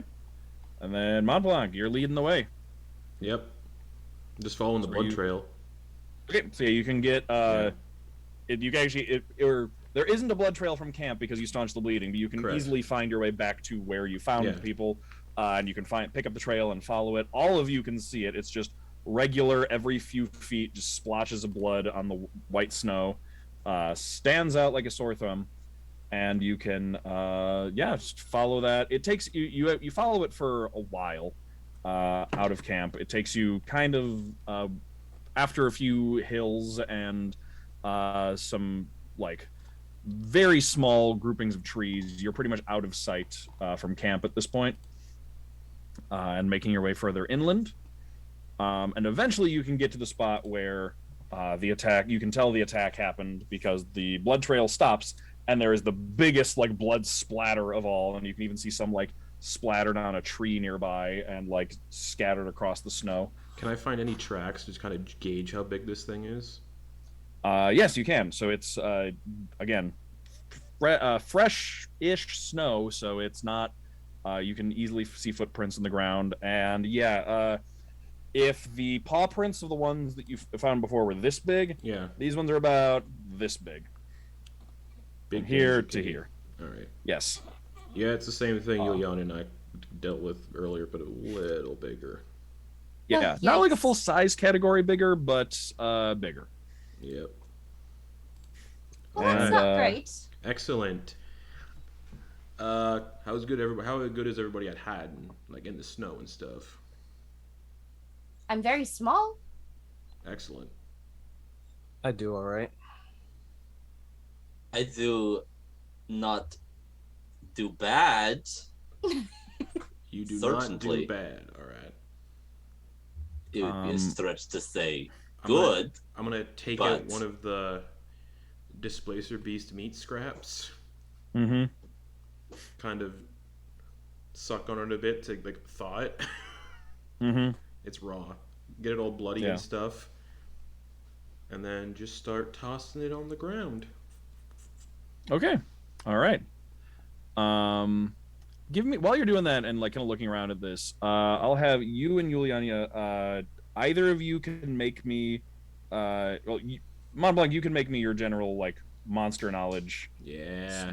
non-denominational monster knowledge skill that we've been using. I made a skill Yulia- on D&D Beyond for it. Oh, nice, perfect. Yeah. Yulianya, I will say nature or survival. I will allow for this as you're both 19. kind of looking around at this. Okay. 19. Nice. Okay. Sorry, I have to find nature. Oh, I see it. Okay, I'll do survival then. Okay. 15. 15. 15. Okay. You're trying to apply your knowledge of animals, and you're just like, this is really weird that it would act like this. Like it's very strange that it would like be going out of its way to attack people. The other one did, but like this one seems like the fact that it attacked someone and then like left. Usually, like the other one at least seemed like it was attacking people. It was attacking people for the purpose of food. Like it was hungry. It was going Well, after and it like. killed. It killed Yeah. and moved on. Mm-hmm. This one, yeah, like the fact that it like thrashed out at somebody and then moved on, like as if it's trying to like do the most damage possible, seems odd. And the fact that it was acting differently. Montblanc, you have a little bit of extra context. You remember that Displacer Beasts are incredibly territorial. Mm-hmm. They will not suffer another Displacer Beast within like the same region generally, with one exception, Mating. which is if it's their mate. Here we go. Which means the one you killed Is its was the mate? male, Woo! and this is presumably its mate, And which is and now And I just threw its meat chunks in the snow. Yep. Then its mate is now presumably running around, just going nuts Yeah. after the death of its mate. Yep. I don't explain that to anybody. All right. Okay. Monty, something's off here. Yeah, I got it. I know. What do you get? What do you know? I hunt monsters. I know what's up. Everyone, But we don't know what's up, Monty. hide yourselves in the snow, because an ambush is our best way to deal with this. It's gonna be coming any minute now. If you have intel, you should share it with the group. Yulyanya killed its mate. There we go. And its mate's meat chunks are now in the snow. I'm luring it. So That's everybody, not fair. We killed it together. nah, you dealt the killing blow. So everybody, We did it together. hide as best as possible. An ambush is the best way to deal with this. I'm gonna stay in the open. I'm gonna move up to Tedros, I think. Just with like my shield out. And they'll be like, don't worry, I will be your shield for today. I appreciate it. And he'll kind of, try to settle in the snow as best he can to not be as visible. Yeah, Galina Okay. doesn't have like Galina is a support caster, but she doesn't really have a constant access to healing. So she's like, this guy does. I'm gonna make sure this guy can do what he needs to do. Mm-hmm. All right, you're all getting set up, and as you are, from a little further away, there's like you're in. So, like I said, there's not a lot of trees in Sverruk. It's a very open area that mostly grows like scrubby brush and bushes and shrubs and things like that. You're kind of in like an area just next to some of that, and then there's a just kind of big open snowy field, and then there's actually a small grouping of trees across from you. It's in the direction of those trees that you can hear like the very low rumble of growling, but you can also hear other animal noises, very small, high-pitched animal noises, almost like Yulianya, the closest that you would put it to is like almost like the bleating of like sheep, like meh, meh, meh, meh. Something's not right with the animals. Yeah. I'm getting pretty uncomfortable about this. Can you climb the tree? Yes? Can I? You can, Yeah. Yeah. She scurries up the tree. Okay, yeah, there's like pretty much like one tree here, and you can climb your way up. Looking over, it is not difficult to spot because it's a big, giant, black-furred cat on snow. You can see it about like 100 feet away, just like the field kind of like swells up between you and it. It kind of like forms like a short ground swell. So it's kind of blocking line of sight. But climbing up the tree, you can see over it. You can see it just like stalking forward in the snow away from you towards like a thicket, basically, where you can hear those like animal noises coming from on the inside, basically like yelling out or like making noise out at the thing as it's like stalking and circling closer. Over there. I see it. The danger kitty. Uh, It's kind of by some sort of brush of other animals. They're screaming. I don't know what's wrong with them. Kittens, maybe. No, it doesn't sound like kittens. It sounds like when something's really, really wrong with your sheep. They sound afraid, basically. Fear is the sound that you would Like when a bunch of birds in a tree like spot like some kind of raptor and they all start just going like yeah, or like when a Or nest like of when baby your animals. sheep find a raptor, or when your All right, dog I'm finds just a gonna raptor. walk off in that direction and go, hey! So you just walk up to the top of the hill and yell out. Yeah.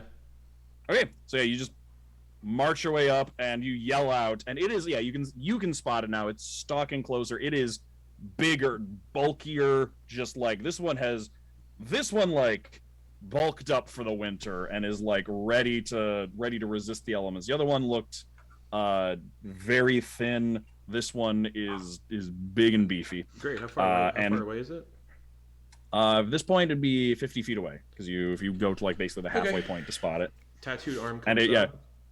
yeah, she like whips her head in your direction. And the tentacles kind of like start coming out of the arm, but they're all covered in eyeballs this time. And I'm going to cast Hex on it. Okay. And it's going to be Strength. All right. And then it lets out it's like you can see the hackles raise and its upper lip curls up, showing its teeth, and it lets out a like jaguar-like yowl. Yep, flail comes down. Yeah. And the two tentacles on its back kind of unfurl off with the big like almost squid-like pads covered in spikes, just start lashing at the air as it turns away from the like the just braying nest of animals and looks towards you instead. Great. And starts kind of like moving in like a sideways motion, kind of like starting to circle towards you. All right. And everyone else you saw Montblanc just like go off in that direction and yell hey. And Yulianya, you're up high enough to see he has now drawn the thing's attention.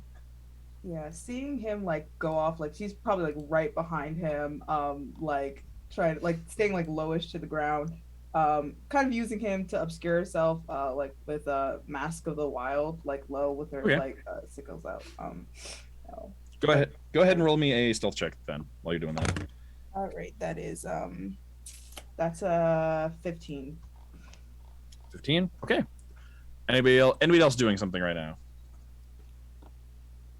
I'm gonna cast Bless, and hit Princess, Yulianya, and Viktoria. Okay. Viktoria and Tedros, anything? Tedros is just readying an action to shoot something with his crossbow. Okay. Is he within, I guess, 80 feet of Montblanc, so he could be able to tag whatever it is? Yeah, then yeah, he'll just stay where he is and ready in action to shoot. Also, can I describe how the spell looks? Because I thought about it. Oh, absolutely. So she, as per usual, will pull a card out of her little card holder thing, and like throw it up in the air, and 3 cups filled with like a glowing water appear above the 3 people's heads, and then just like dumps the water on them, and like for a second you feel wet, but then like the wetness is completely gone, and you're just blessed as the cups dissipate into like an aurora type light. Nice. All right. And then Viktoria, anything from you before this all gets started? A simple question. Did we put the armor on? That's up to you. You had time while you were walking over. We had time, then I will put that on. Okay. Okay. Yeah, Right. and just one other thing, she's just gonna she's gonna be like, careful, Montblanc, and give him bardic inspiration. Nice. Okay. And then is Yulianya still up the tree? Yulyanya is still up the tree, but are we? So I guess we are. Are we engaging it right now? Oh yeah. It's certainly. Blast. Oh, it's certain. It is at the very least. Montblanc is. It is like Montblanc and this thing are facing off across this field, and everyone else seems to be like getting into position behind him to support. Okay, well, when she does move to attack, she's gonna launch herself out of the tree, because she has her quarterstaff in her braid, and basically, when it unfurls and spins, it propels her forward. Like a little Okay. helicopter. Yeah, like a little So helicopter. The thing is like 100 feet away from you, though, so you're not going to be able to like make it that far in a leap from the Okay. tree. That's fine, but she'll. Okay. That's what she's gonna do. She's gonna use Okay. Step of the Wind. I'll spend a key point to use Step of the Wind, and then my jump distance is doubled. Okay. All right, so you're gonna leap out of the tree. All right. All right, then I think it's time as Montblanc and this thing face off. It's very like Western style. The two of them are just kind of staring at each other, seeing who's gonna move first. So let's roll initiative.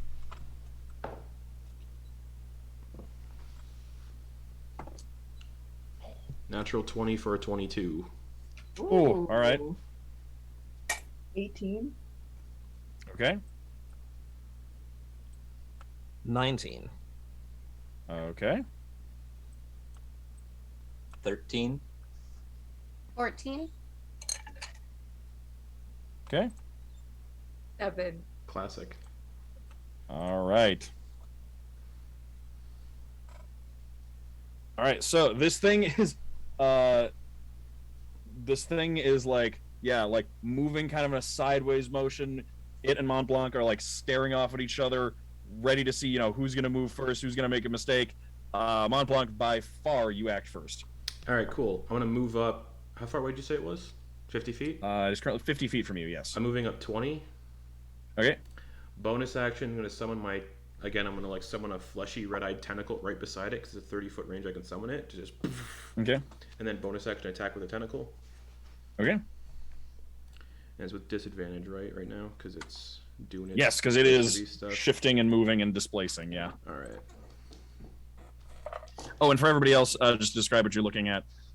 It is what looks like basically a very smooth, muscular panther with 6 legs instead of 4, and like pointed, almost like elfin version of cat ears, and then it has a pair of very long tentacles coming off of its back, also covered in the same black fur that end in almost like those diamond-shaped squid-like pads on the end, covered in curved, almost tooth or like fang-like spikes coming off of them. All right. With advantage, it's a 15 to hit, or disadvantage, it's a 15 to hit. That does hit. And it does get hex for my tentacle too, so that's sick. Yeah. All right. Mm-hmm. Max cold damage, so 10 from the tentacle. Ooh, nice. Okay. And then so it's staring at you, and it is not at all prepared for just tentacle to sprout up out of the snow next to it and just smack it in the side of the head. And then as that happens, it's displacing and shifting image just and goes back into one place. And its speed is reduced by 10 feet until the start of my next turn. Okay. And then for the max damage on hex 2, 6 necrotic. Ooh, nice. Okay. And then Eldritch Blast. Okay, so yeah, it's looking in the direction of the tentacle. It is now in one place, so no more disadvantage on the attack roll, and then you just shoot an Eldritch Blast at it. The tentacles like writhe and pop out of my palm, and I throw like this kind of greenish bolt of energy. All right. 14? That does still hit, yeah. Oh, okay. So it turns to the side, looks back at you just in time to get hit right in the face by this blast. All right. 7 force damage. Okay. And then hex, 3 necrotic hex damage. Okay. So. All right. So yeah, just tentacle to the side, and then bam, Eldritch Blast to the face for a total of 26 damage this turn. Not too shabby, Montblanc. And its speed's reduced by 10 feet till start of my next turn, so I'm just gonna stay put, 30 feet away. All right. 30 feet away? I'm gonna back up 10 actually. Okay. I have 10 more feet left. Yep. All right. So you're 40 feet away. Yeah. All right. Good. All right. But they'll bring us to Tedros. Does it look as though the Displacer Beast can see him? You right now? Yeah. No. Because basically it's like the field that Montblanc is in is like a very shallow hill, but it's still like tall enough at a distance to obscure you from the side. So okay. Montblanc is like right in the middle, and it's on the other side. Okay. Actually, Montblanc is slightly on towards the other side now. And it's within 80?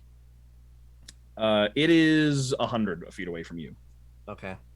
Then Tedros will try to kind of quietly like shake off the snow and creep forward about 20 feet and let off a shot with his crossbow. Okay. I'll say with if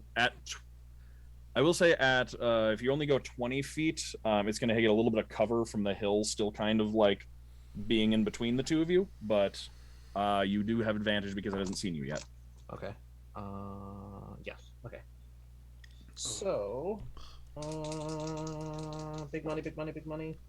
None of those is a natural 20, but I think I hit with a 20, dirty 20. Oh yeah. Yes, yeah. Even with the cover. So you like line up your crossbow perfectly like along the top of the powdery snow and fire, and the bolt just flies like perfectly along the arc of the hill, like spinning through the air, the fletching like kicking up powdery snow behind it as it skims just over the surface of the snow and flies in and lands right in its shoulder. That is for 4 damage. Okay. And it just lets out another wow. And he will like drop down a little bit, and then he'll just kind of angrily like snap another bolt in and lock it in place. Okay. That'll bring us to Princess. Ooh, I think she's gonna stay hidden because she realized that Montblanc hasn't gone forward.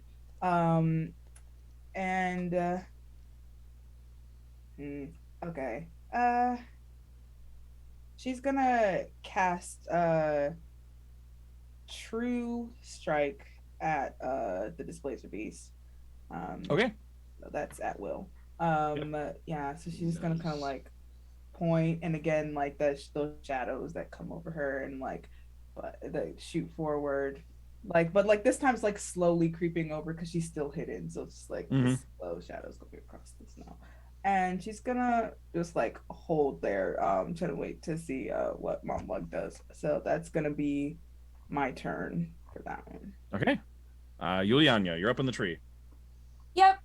So she's going to leap forward, and prior to hitting the ground, shoot a dart. Okay. Ooh, nice. You're just gonna like leap out of the tree and just like huck a dart from midair. Mm-hmm. Nice. That one. Oh, shoot. Oh my god. I have too many dice in here. Okay. Plus how much for my dog? Plus 4. 23. Oh yeah, that hits. Also, real quick, what is Yulianya's strength score? Strength is strength is 13 plus 1. 13. Okay. Cool. Okay. So just I need to just check how far horizontally you're able to jump off the tree. I'll say there's enough of a tree branch so you can get a running start, so you don't have to do the standing long jump. So you can get about 30. Yeah, between the running and the jumping and everything, you get about 30 feet. I spent the key point. I spent the key point to double my jump distance. Yep. Yeah. That's counted in. So about, you get a 30-foot horizontal jump. You 30 foot over, 30 feet down. Awesome. So roll the damage on the dart. Oh. Yeah. 4 plus. Wait. So okay. 8. 8. All right. So yeah, leap out of the tree midair, just huck a dart down at it, flies down from your hand as you're falling from the sky, lands like right in its back, right between the tentacles. You then are plummeting towards the ground. Can I get a acrobatics check to safely land in the snow after falling 30 feet? Acrobatics is gonna be also a 23. Nice. Okay. Given that there is about 3 feet of deep powdery snow, especially because you're on like the further side, yeah, you like basically just kind of like acrobatically almost belly flop into the snow to just like spread yourself out as much as possible. So you like throw the thing and then just like spread yourself out, cloaks included, and just.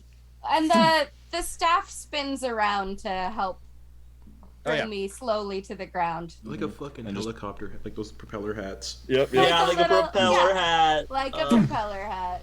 And you land in the snow and kick up a bunch of powder as you land. That's amazing. All right. That'll bring us to Galina.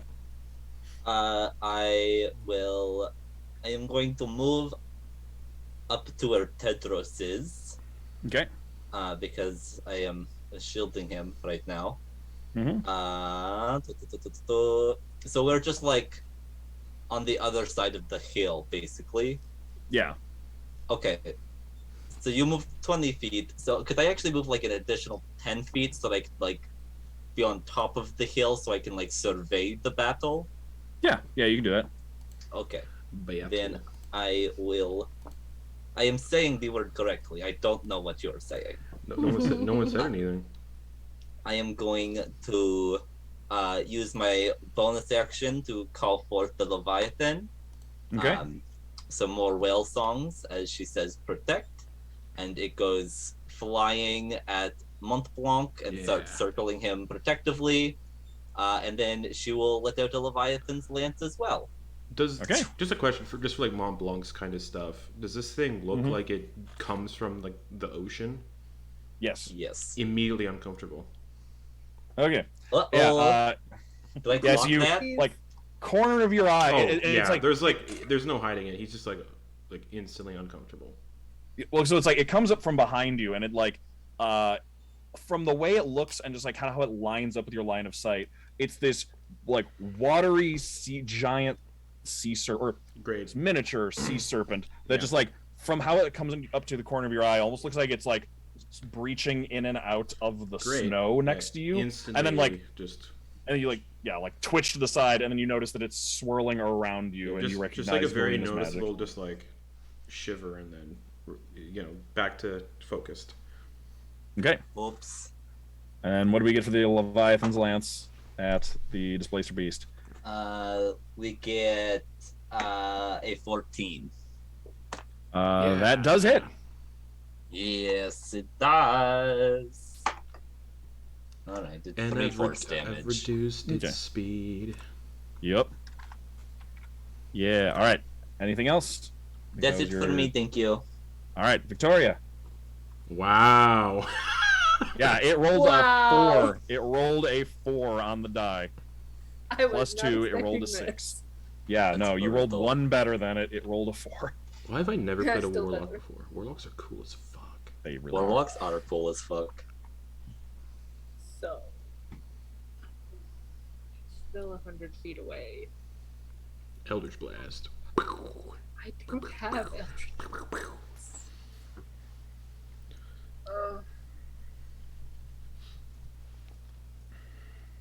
Wait, so is Galina a warlock? No. No. Kinda. Kinda. Yeah, I was reading stuff. They- I was reading stuff on the Cardomancer the other day, and it was like, oh, this is cool. Yeah, it's Yep. it's very much based around like the Magic? warlock class. Yeah, it's like it's as if you it's kind of like taking the warlock class and augmenting it heavily. Yeah. Warlock party.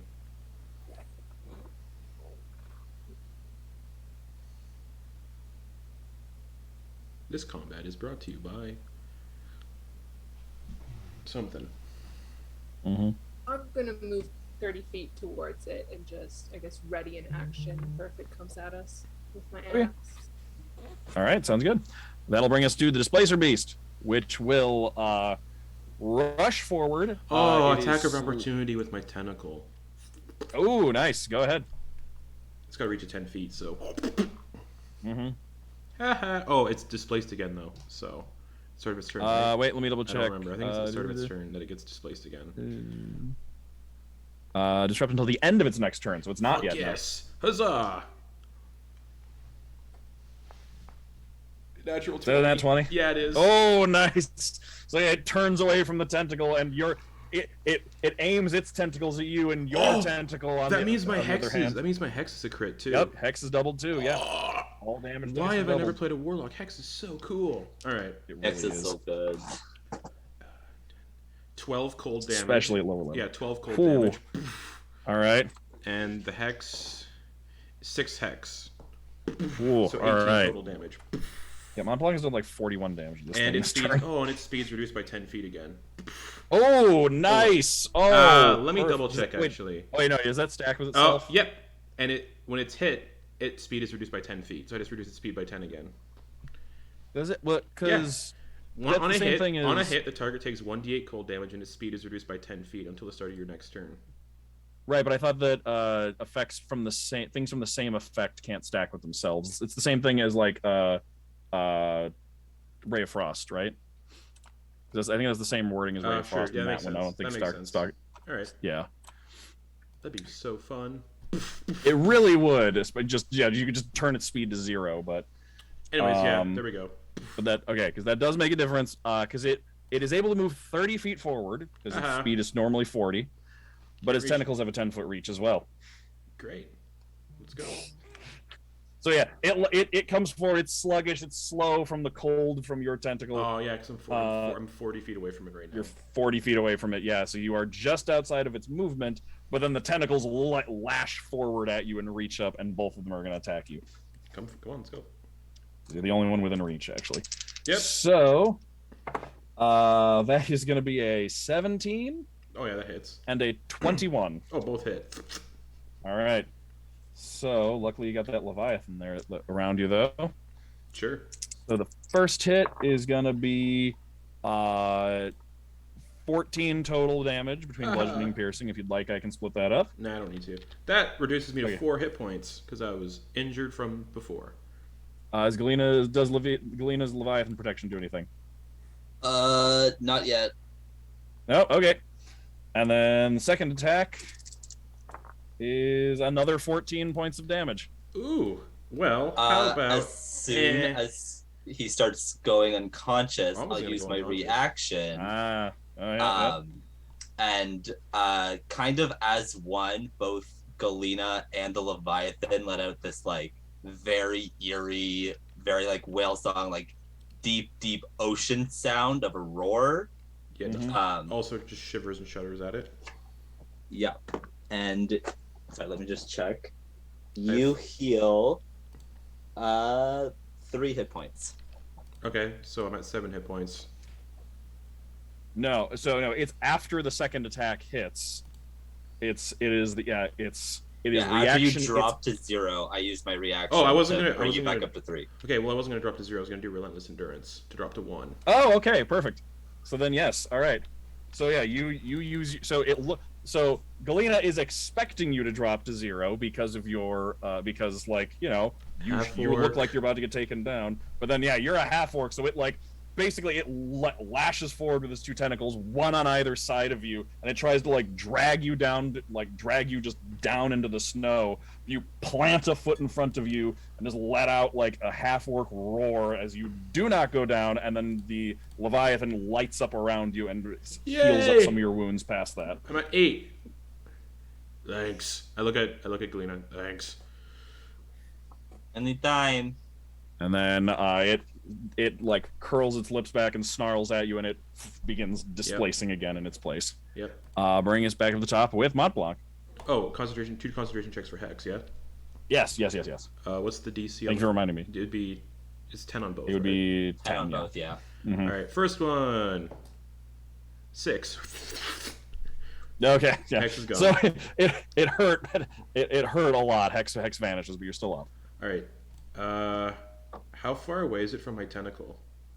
30 feet? It moved 30 feet, yeah. Cool, bonus action. Move my tentacle 30 feet and attack. Okay. So yeah, it just like vanishes under the snow and then just pops up right behind it again. Gross, and glistening, smacks down fleshy, eyeball covered tentacle. Gross. With disadvantage, 10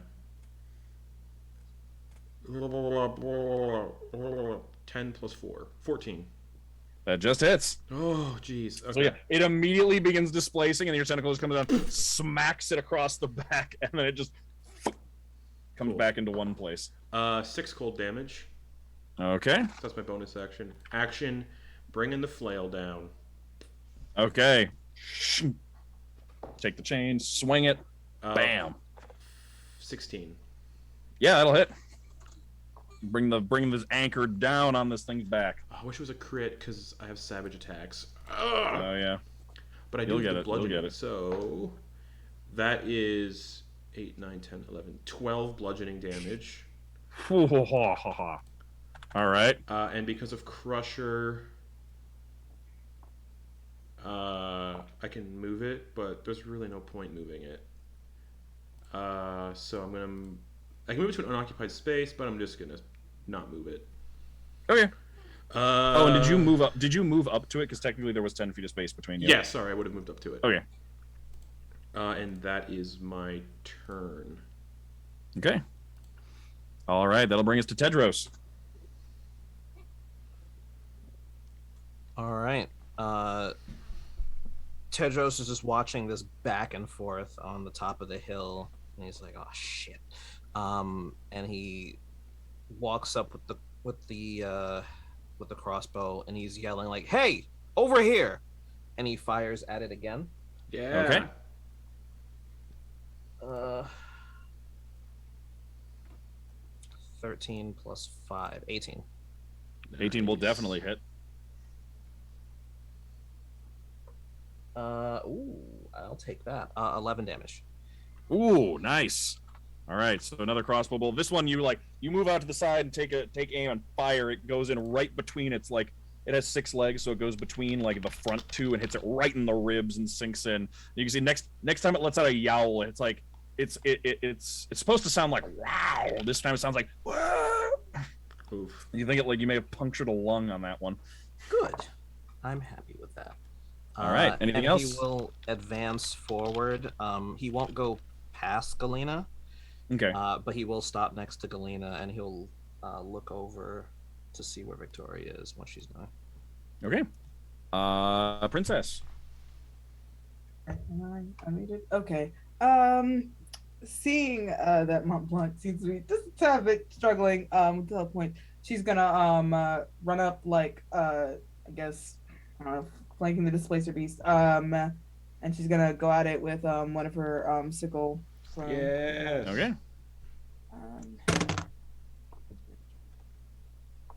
That's not that is 17 to hit.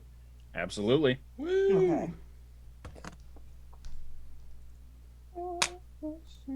That is my brain is like stalling on math. That's 6 points of damage. Okay. And my brain just completely blanked. I don't know why. Oh, bonus action. After that, I'm going to rage. After that. Ooh, all right. What does just remind us again, what does Princess's Rage look like? This is the first time I'm raging, actually. Is it? So- Oh, yeah, that's right. It's the first time you're raging on stream. Yay. That's right. You did, I yes. know what it looks like. Mm-hmm. Did I rage? Yeah, you raged You did, against yeah. the Okay. griffin. I didn't describe it though. Okay. Her like, if you were close enough to see, which now you are, like her eyes that are usually purple, sort of like get like this very like midnight yellow, very sharp, and like sort of animalistic, and her face just like scrunches up into like this like snarl that just looks very unprincess like. It does not like, it looks like something is like came over her. Yeah, she's like very low to the ground, very angry. That's what it looks like. Okay. All right, that'll bring us to Yulianya. You are like this much out of the snow. All right, she hops out of the snow and dashes forward toward the Displacer Beast to attack with the quarterstaff. Okay. You are. Let me think. It's move forward 30 feet. Move further 30 feet. Whatever it is, 40 feet away from you. What is your movement speed again? Shoot. My walking speed is 35. Oh, okay. So you can get like you can get to 5 feet away from it, Okay. but you can't quite get well, to it. I will run up then and throw a dart. Okay.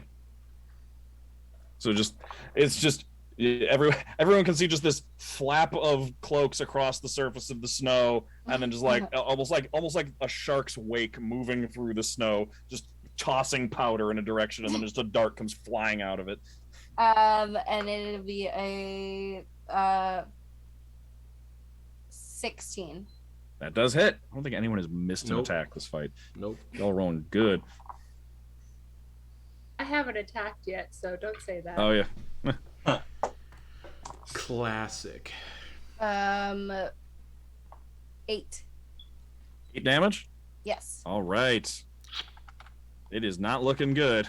Yeah. As this dart just comes and strikes in the back. It's got like 2 bolts in it, a dart. It's frostbitten from where this tentacle's been smacking it, and then the various force damages from the Eldritch Blast, and then a fresh sickle cut. It is looking But- bad. Now that I'm within, you said 5 feet? You're like 5 feet away from it. Yeah. Is that close enough to do an unarmed strike? No, it's like No. there's Okay. like a full 5 feet between you and it. You're not like Gotcha. right up next to it. Okay. Anything else?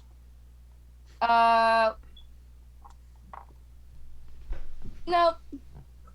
Galina. Yeah, I'm just gonna like look at Tedros and be like, yeah, I guess. And can I cast Minor Illusion? And like kind of like reach down, like make a show of it, and just kind of like pull an illusion of like the desecrated corpse of its mate, Ooh. All right. That's Like- fucked up. and then like throw it. Come over here.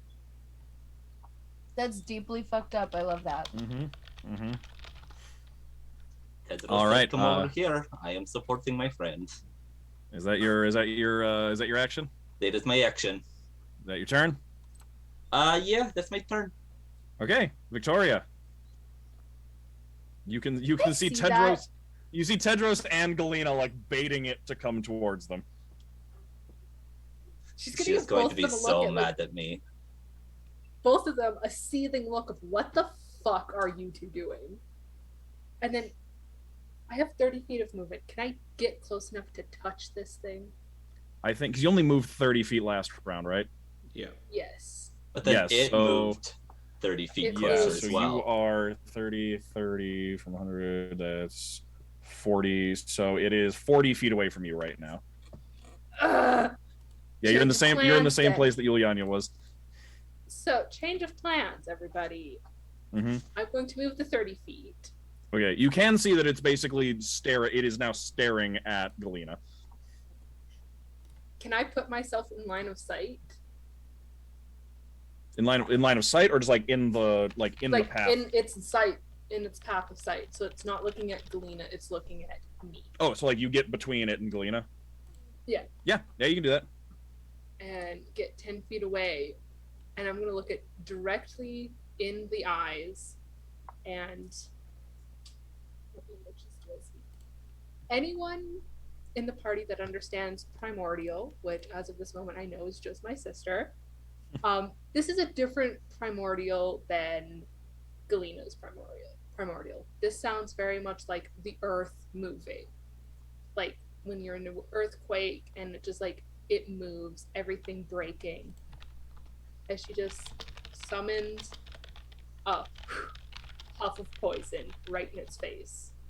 Okay, poison spray. I'm gonna need a con save from it. All right. Con save is a 10. That fails. All right. 14, so it is going to take. Come on. Actually, I'm going to use this dice because those ones haven't been loaded very well. It's going to take 10 poison damage. Ooh, all right. It is. Yeah. It's coughing on this cloud of poison in its face. All right. Anything else? Go. Okay.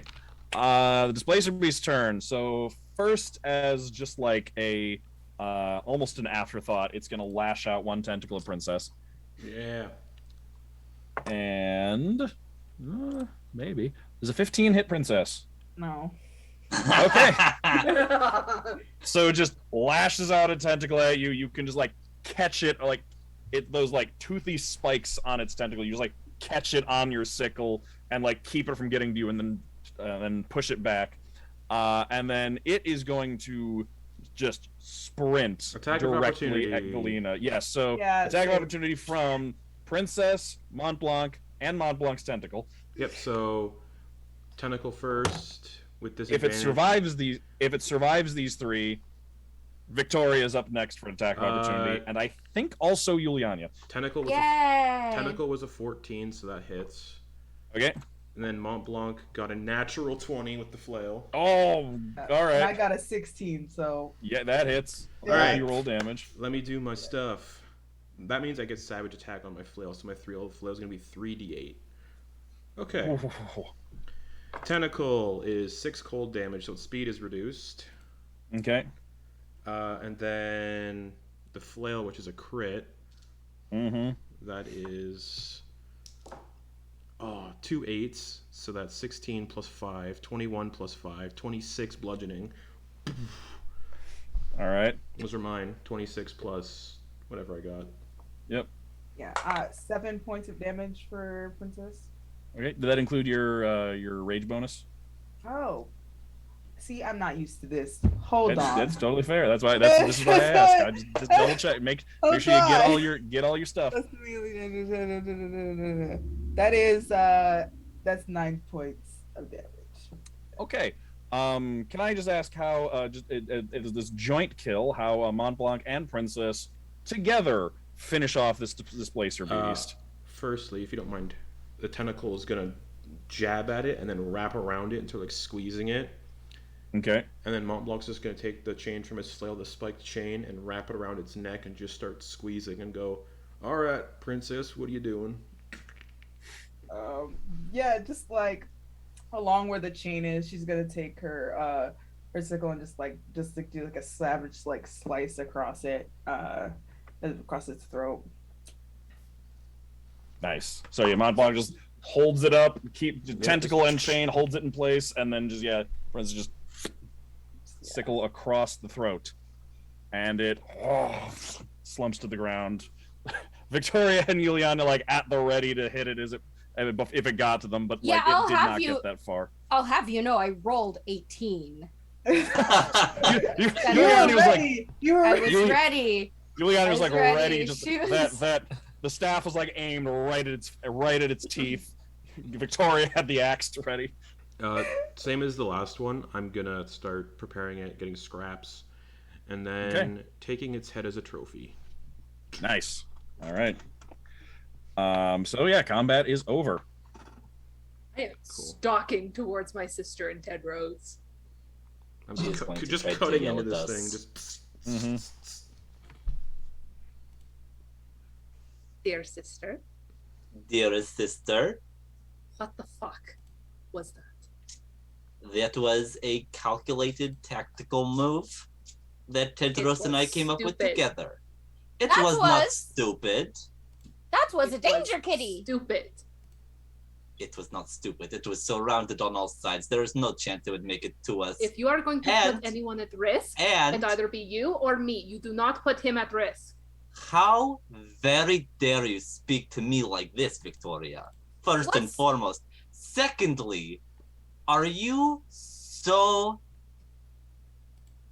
just questioning of mine own strength? You think I could not protect Tedros? You think that I have not trained as hard as you have? You think that I am not as strong? What's wrong with Tedros? Tedros seems really cool. Yeah. I do not doubt your ability to protect him. I am doubting what was going on in your fucking mind when you decided to put him in danger.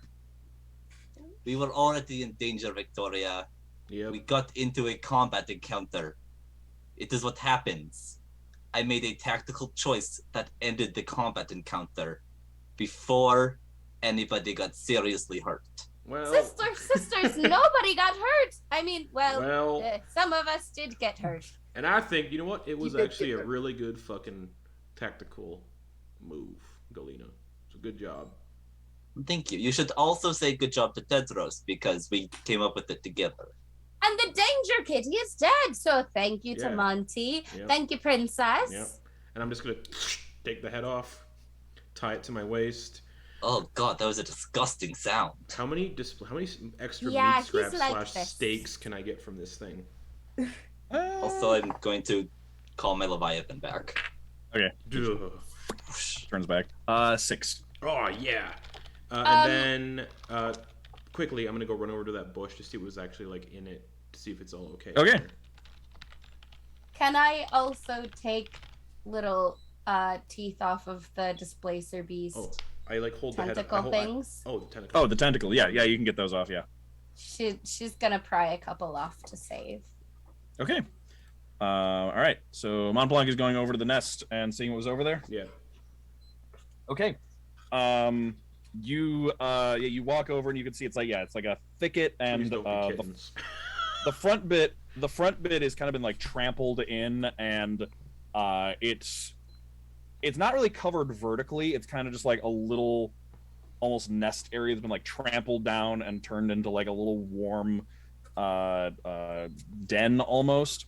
No, it is not kittens. You can see a small group of very young looking, it's hard to tell exactly what they are. They're 4 legs, they're furry, they kind of got like knobby knees to them. They kind of look like baby deer, actually. All right. Hey, little guys. They're like huddled up together, like curled up around each other for warmth, and there's no trembling a little bit. There's no. Yulianya follows Monty and. No, hold on. Nope. Yeah. Stay where you are. I'm dealing with something here. Don't want to scare him. What's wrong? Just stay where you are. I don't want to scare him. What? Is there any? Is there? Worked on farms. Is there any parent? You don't see one immediately around. No. is there like any semblance that a parent has been around recently? They look well fed, so they're not like orphans. Okay. It looks like if they are, they don't look like they've been orphaned long.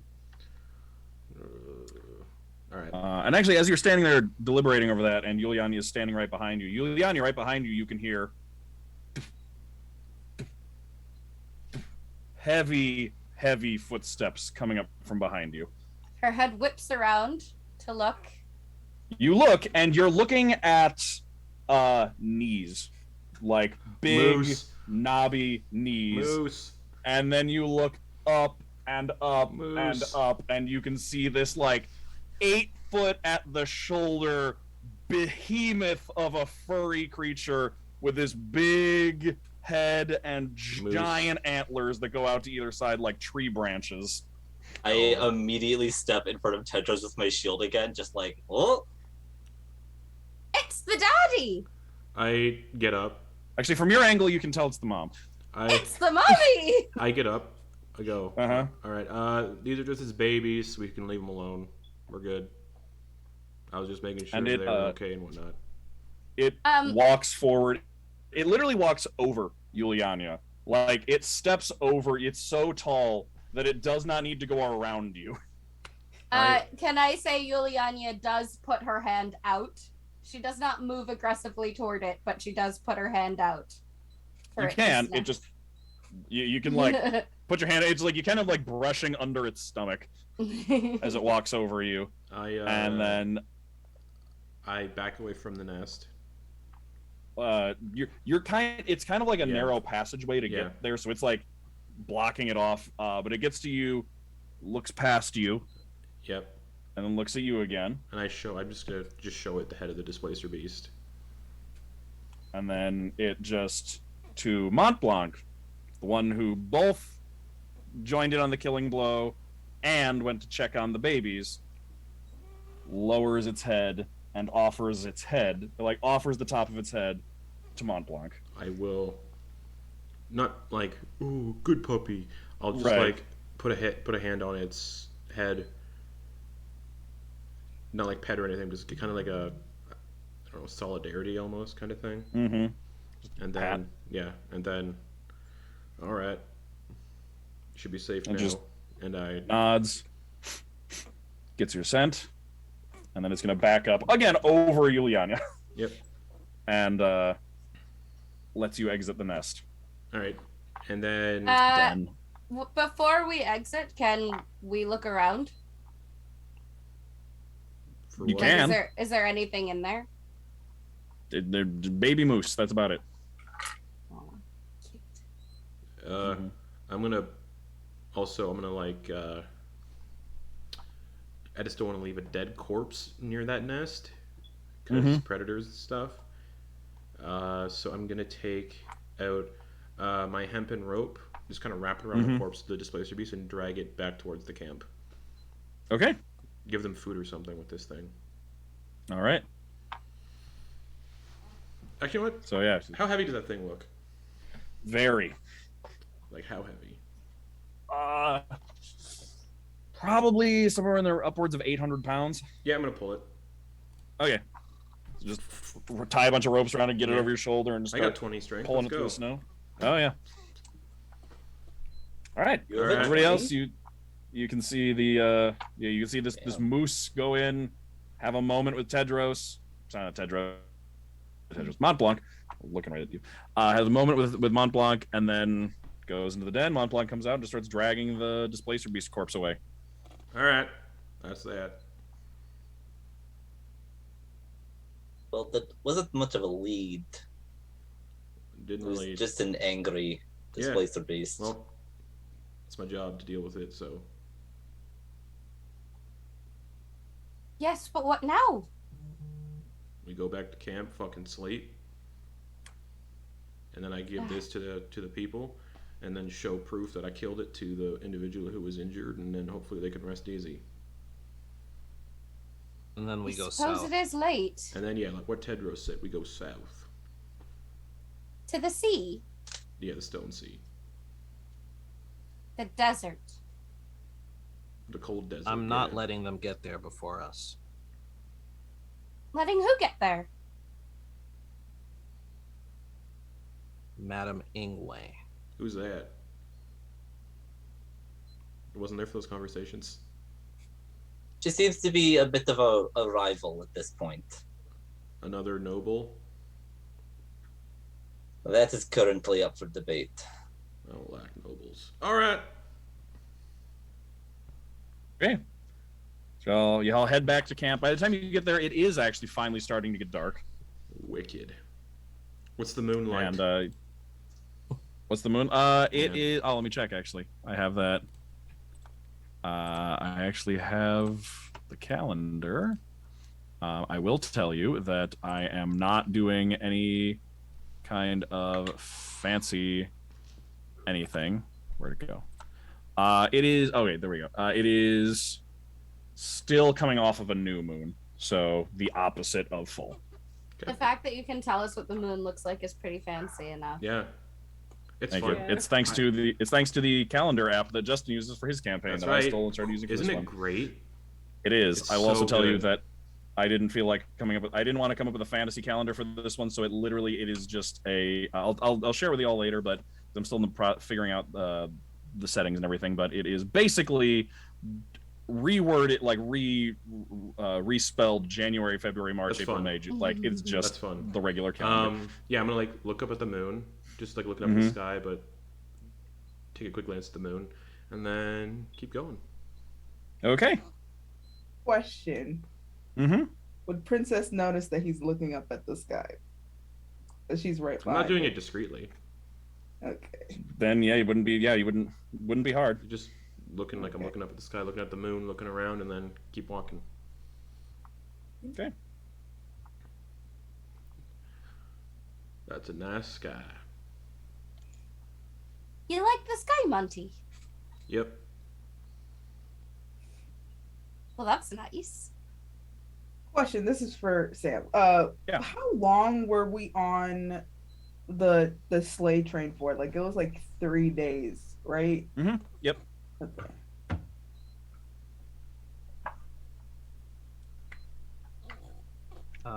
On the way back, Tedros will kind of walk between the sisters for a moment, and he'll pull a pouch out of his. He'll pull a couple pouches out, and he'll hand one over to Galina, and he'll hand one over to Viktoria, which is noticeably larger than the other one. And he'll say, Galina, I wouldn't have gotten what I needed if it wasn't for you. Part of this is yours. My inspiration is long gone. Oh, thank you. He hands the other one over to Viktoria. I wouldn't have finished it if it wasn't for you.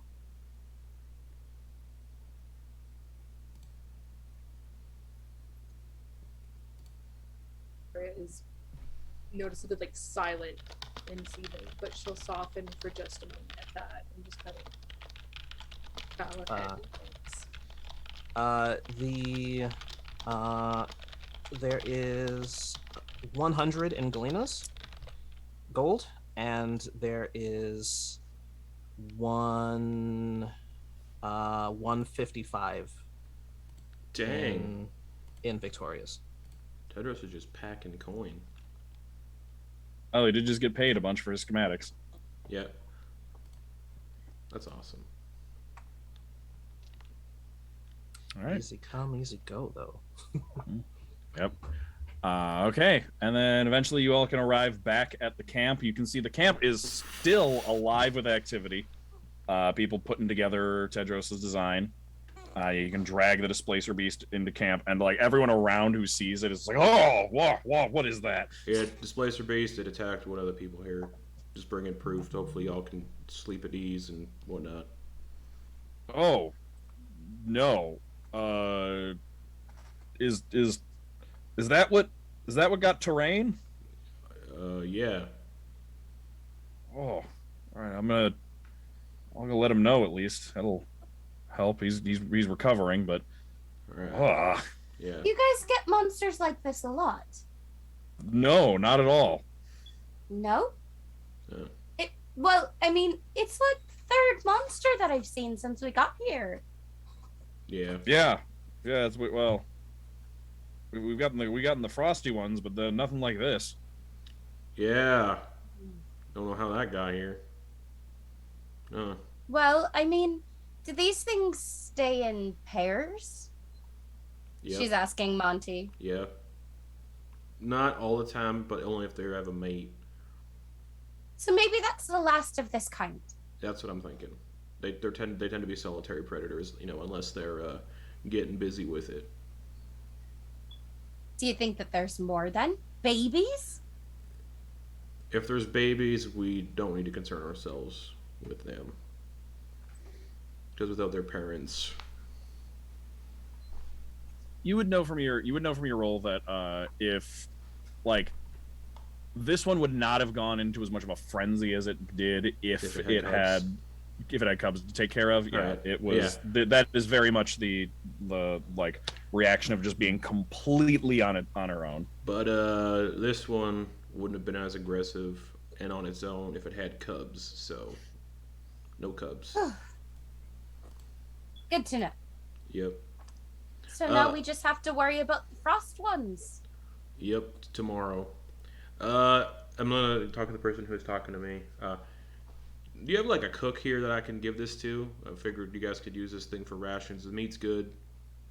Yeah. We can do that. Yeah, we can. Yeah, we can bring it over. And do you have anyone who like makes like leather and clothes here? Mm-hmm. Yeah. Cool. I'm gonna whereabouts is the like a person who can make like furs and stuff. She's over that way, but I think she's working on. And they kind of gesture at the same thing they're all working on right now. So she's gonna be a little busy. Right. All right. Never mind. I'll hold on to the head. Okay. And actually, I can probably figure that out on my own. I did make this cloak by myself. I'm gonna drag the corpse to wherever the food area is, and to see if they would accept it to feed the people here. They're like, yeah, you know what? At this point, with all the work we got to get done, we'll take whatever meat we can get. It's edible. Yeah, I've got some steaks on my person, but this thing should still have a lot of meat on its bones and whatnot. Yeah, all right. I'll make a stew out of it. I'll make steaks out of it. I'll make whatever I need to. Yeah, jerky, but you got great organ meat in there. You can use the organs for like soups and stuff. And oh yeah. All right. Thank you. Yeah. No worries. My water skin's actually made out of a liver, so you can get like or a bladder, so organs can make good, that kind of stuff. Yeah. I've heard that. Yeah. All right. We got a ship full of people coming in tomorrow. We got to make sure we got enough food to feed everybody. Well, I hope this helps.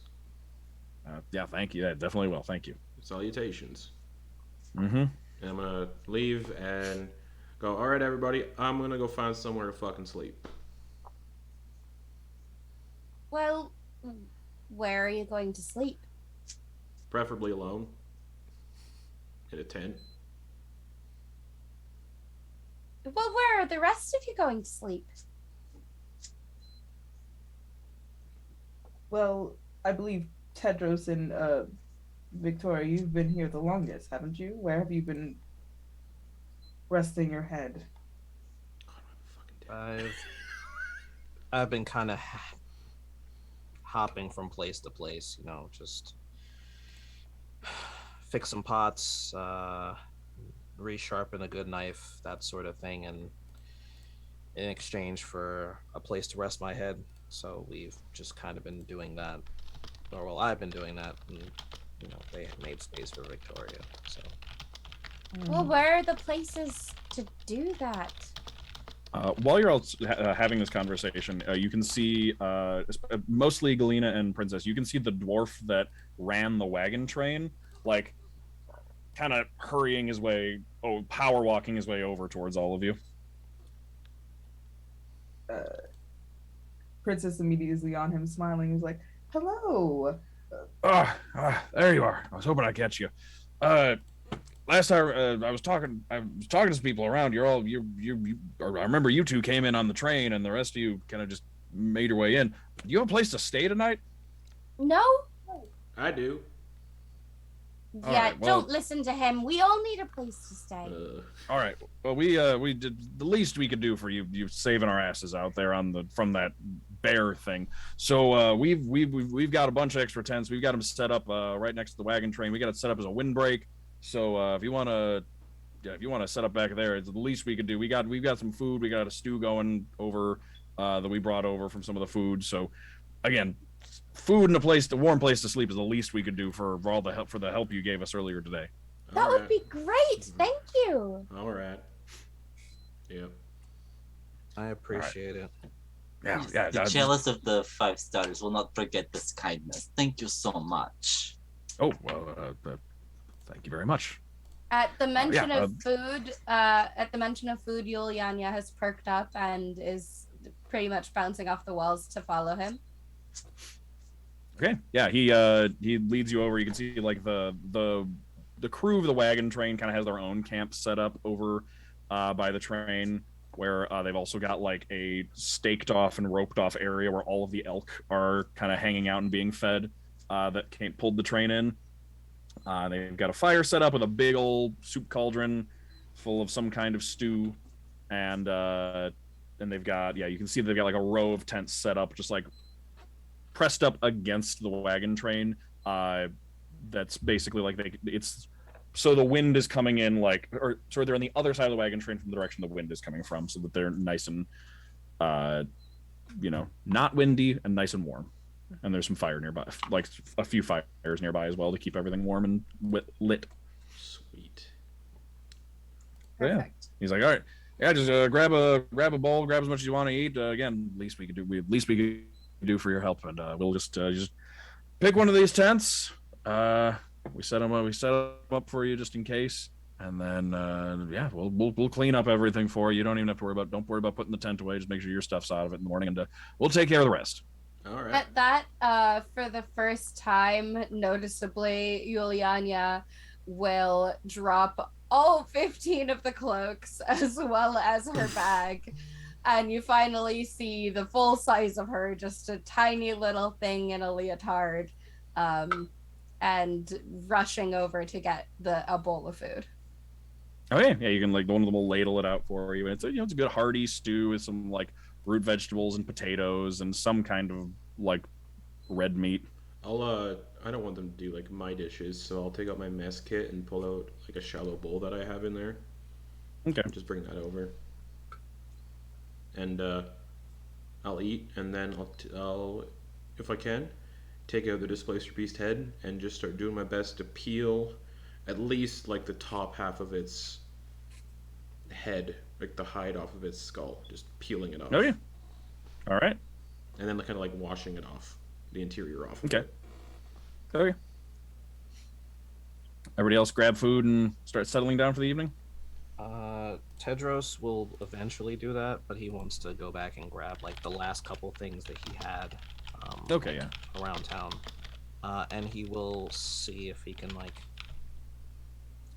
kind of make his way around and kind of buy a hammer off one person he had borrowed before and like buy off a couple of things until he's essentially amassed a tinker's toolkit. Okay, yeah. I'll say that basically through that process you can put together tinker's tools for basically at cost. Let me just remind myself what at cost is. Okay, tinker's tools are 50 gold. Yep. So that's deducted. And he is pointedly ignoring.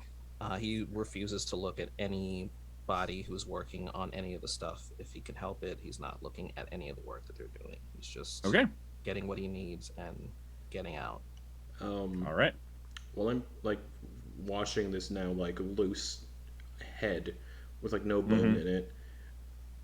I kind of like I'm picturing like it kind of looks like a really creepy looking like headpiece that looks like the top half of a Displacer Beast with like the flaps that come down, like one of those hats that have flaps on it. I'm gonna hand it to a Yulianya and go, "Made you a hat."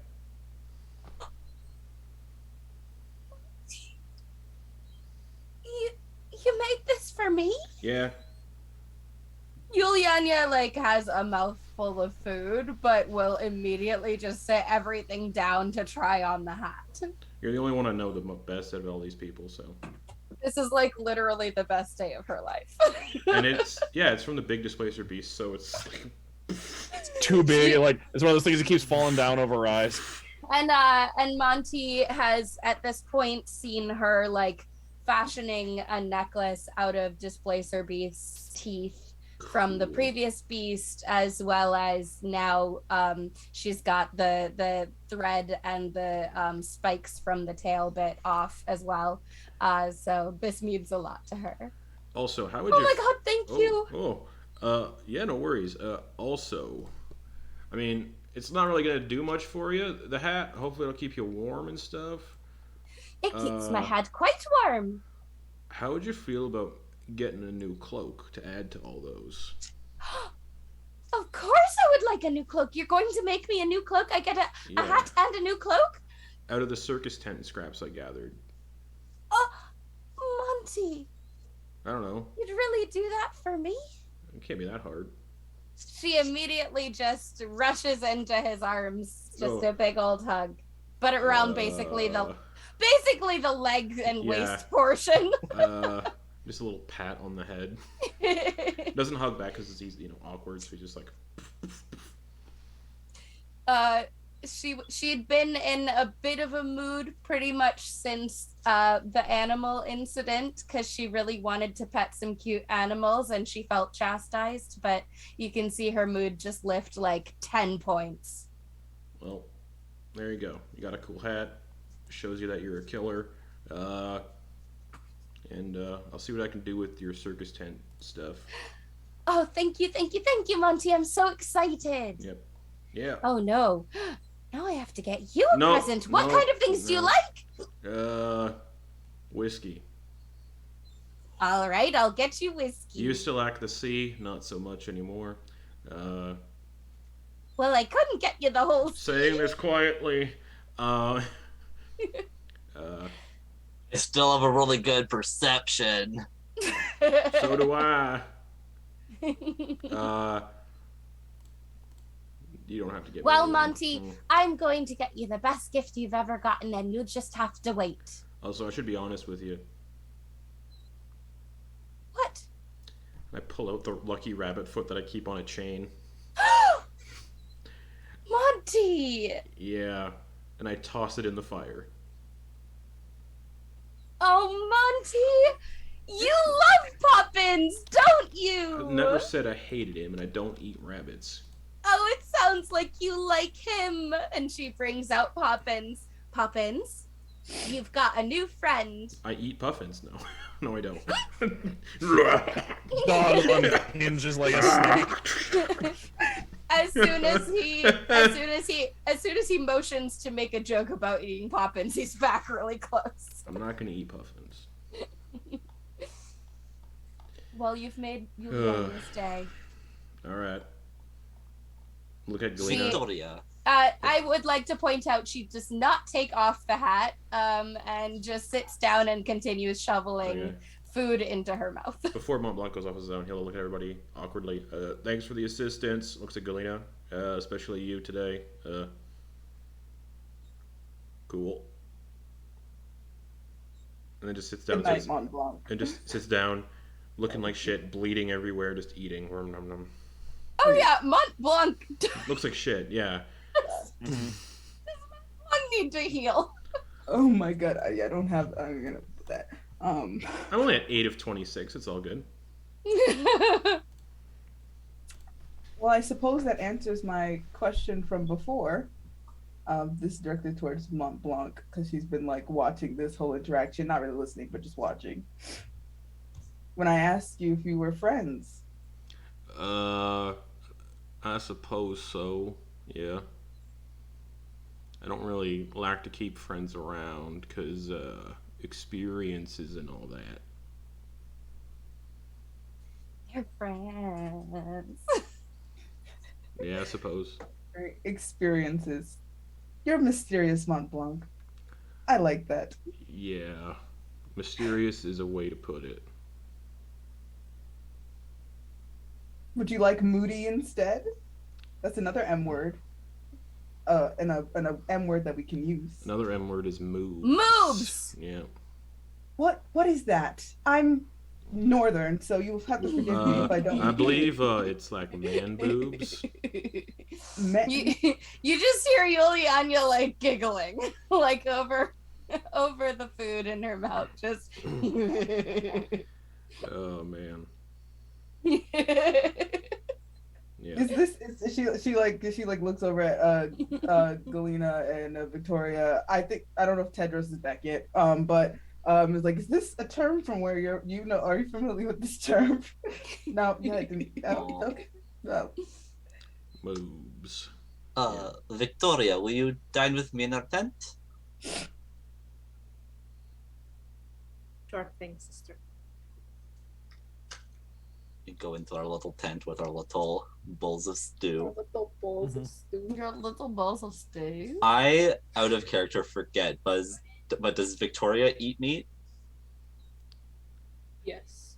Okay. As yes. soon as we like sit down, Galina just starts like plopping the meat from her stew into your bowl, because Galina does not eat meat. She goes, "I am sorry for upsetting you earlier, but I must say that you do your new friend Tedros a disservice, a dishonor even. You yourself called him an adventurer." This is all as she's scooping meat and dropping it. You called him an adventurer, and I have seen his talents already. To coddle him and to make these choices for him on the battlefield, it is not kind, Viktoria.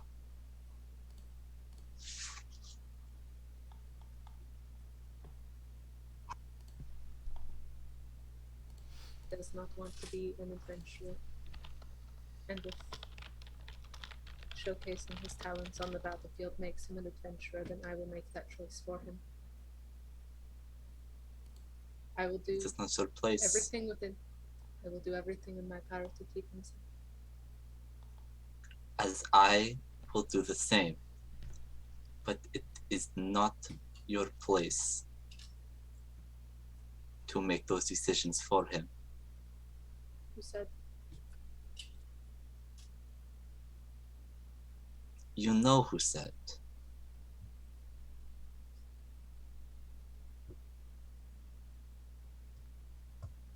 But what if I don't? Then you are being the obtuse, stubborn, pain in the ass sister that I love more than anything else on this world. And I'd expect nothing less. I miss you very much, Viktoria. And that you, sister. But there is one thing you should know going forward.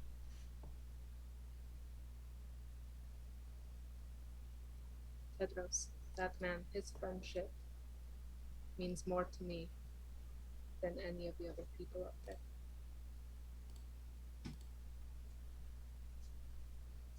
But if he means so much to you, then he means so much to me. So, keep him safe for me. He has my shield, as he has your axe.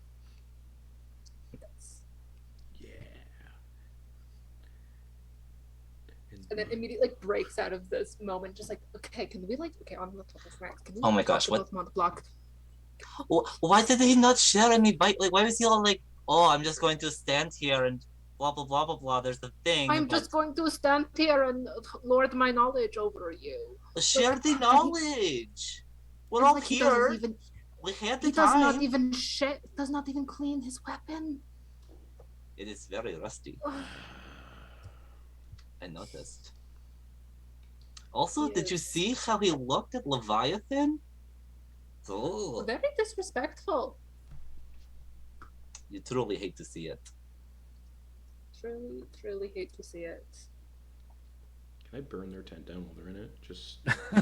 Oh no. The roasting of Montblanc. Oh. But I'm Montblanc, so here for this. Montblanc aside, did you see when Princess went into the more feral version of herself? It's kind of hot. So fucking hot! Oh my god! Can we like hear this conversation? No, we're quiet. Oh, man. I'm loud in because it's the only way I primordial. can do. Yeah, it's in primordial. Yeah, there you go. Sister, you found yourself a good one. She's so hot. Sometimes sometimes she asks me a question, and I'm like I know the answer, but I'm like, and then I have to pretend like I have to leaf through my journal for a moment. It's so embarrassing. It's whatever. It's fine overall.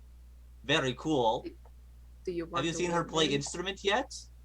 I have not seen her play instrument yet. What instrument? I don't know. I skipped instrument classes. Do But you just- blow into it or do you play it with your fingers? Fingers. Wow. Good with the fingers. Oh, stop it. Stop it, you. You Shut found up. yourself a good one. If you need Ugh. wingman, you know where I am. I hate you so much forever and always. And I'm gonna exit the tent with my bowl of now meatless stew. Okay.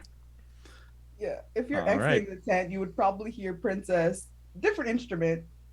She's playing the flute at this moment in time, with her her journal sort of at her feet, and she pauses the flute playing to go in her notebook and write down, and then she's sort of doing what Montblanc saw before, sort of looking off into the distance, really unfocused before coming back to her notebook and keeping doing that. She seems really in her own world completely, just sitting on one of the things with her empty stew bowl. I would say Yulianya at this point is done eating and seated pretty close by, working on her necklace and enjoying the tunes and the view. All right.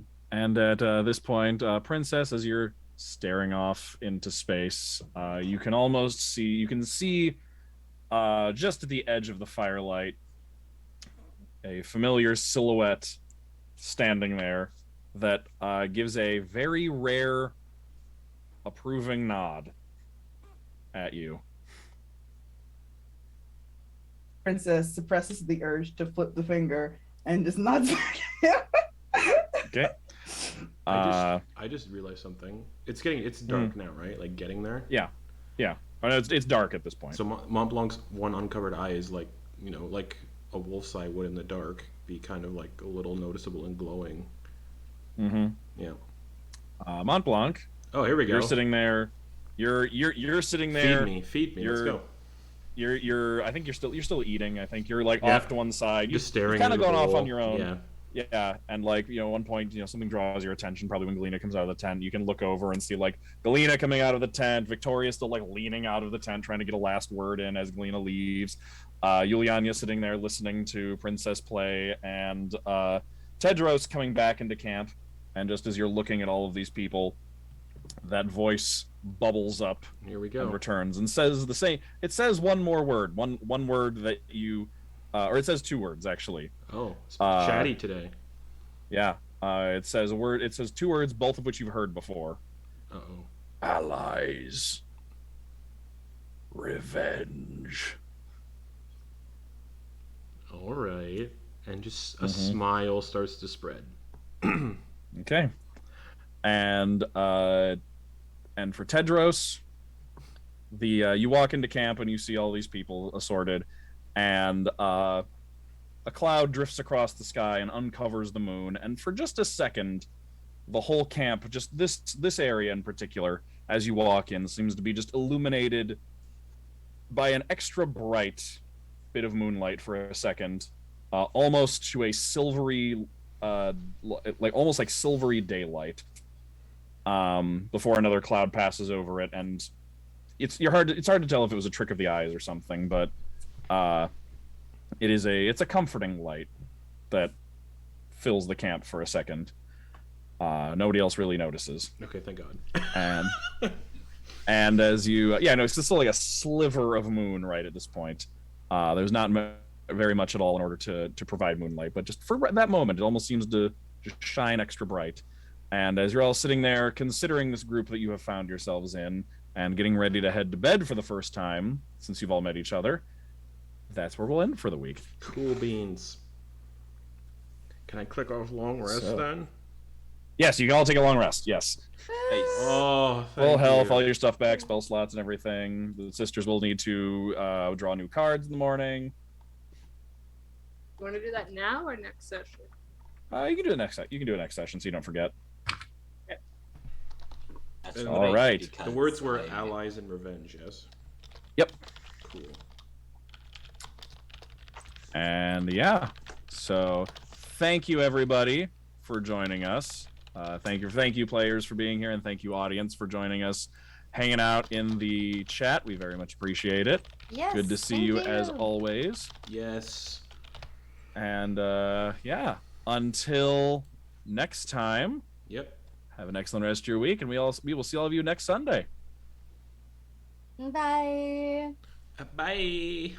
Goodbye.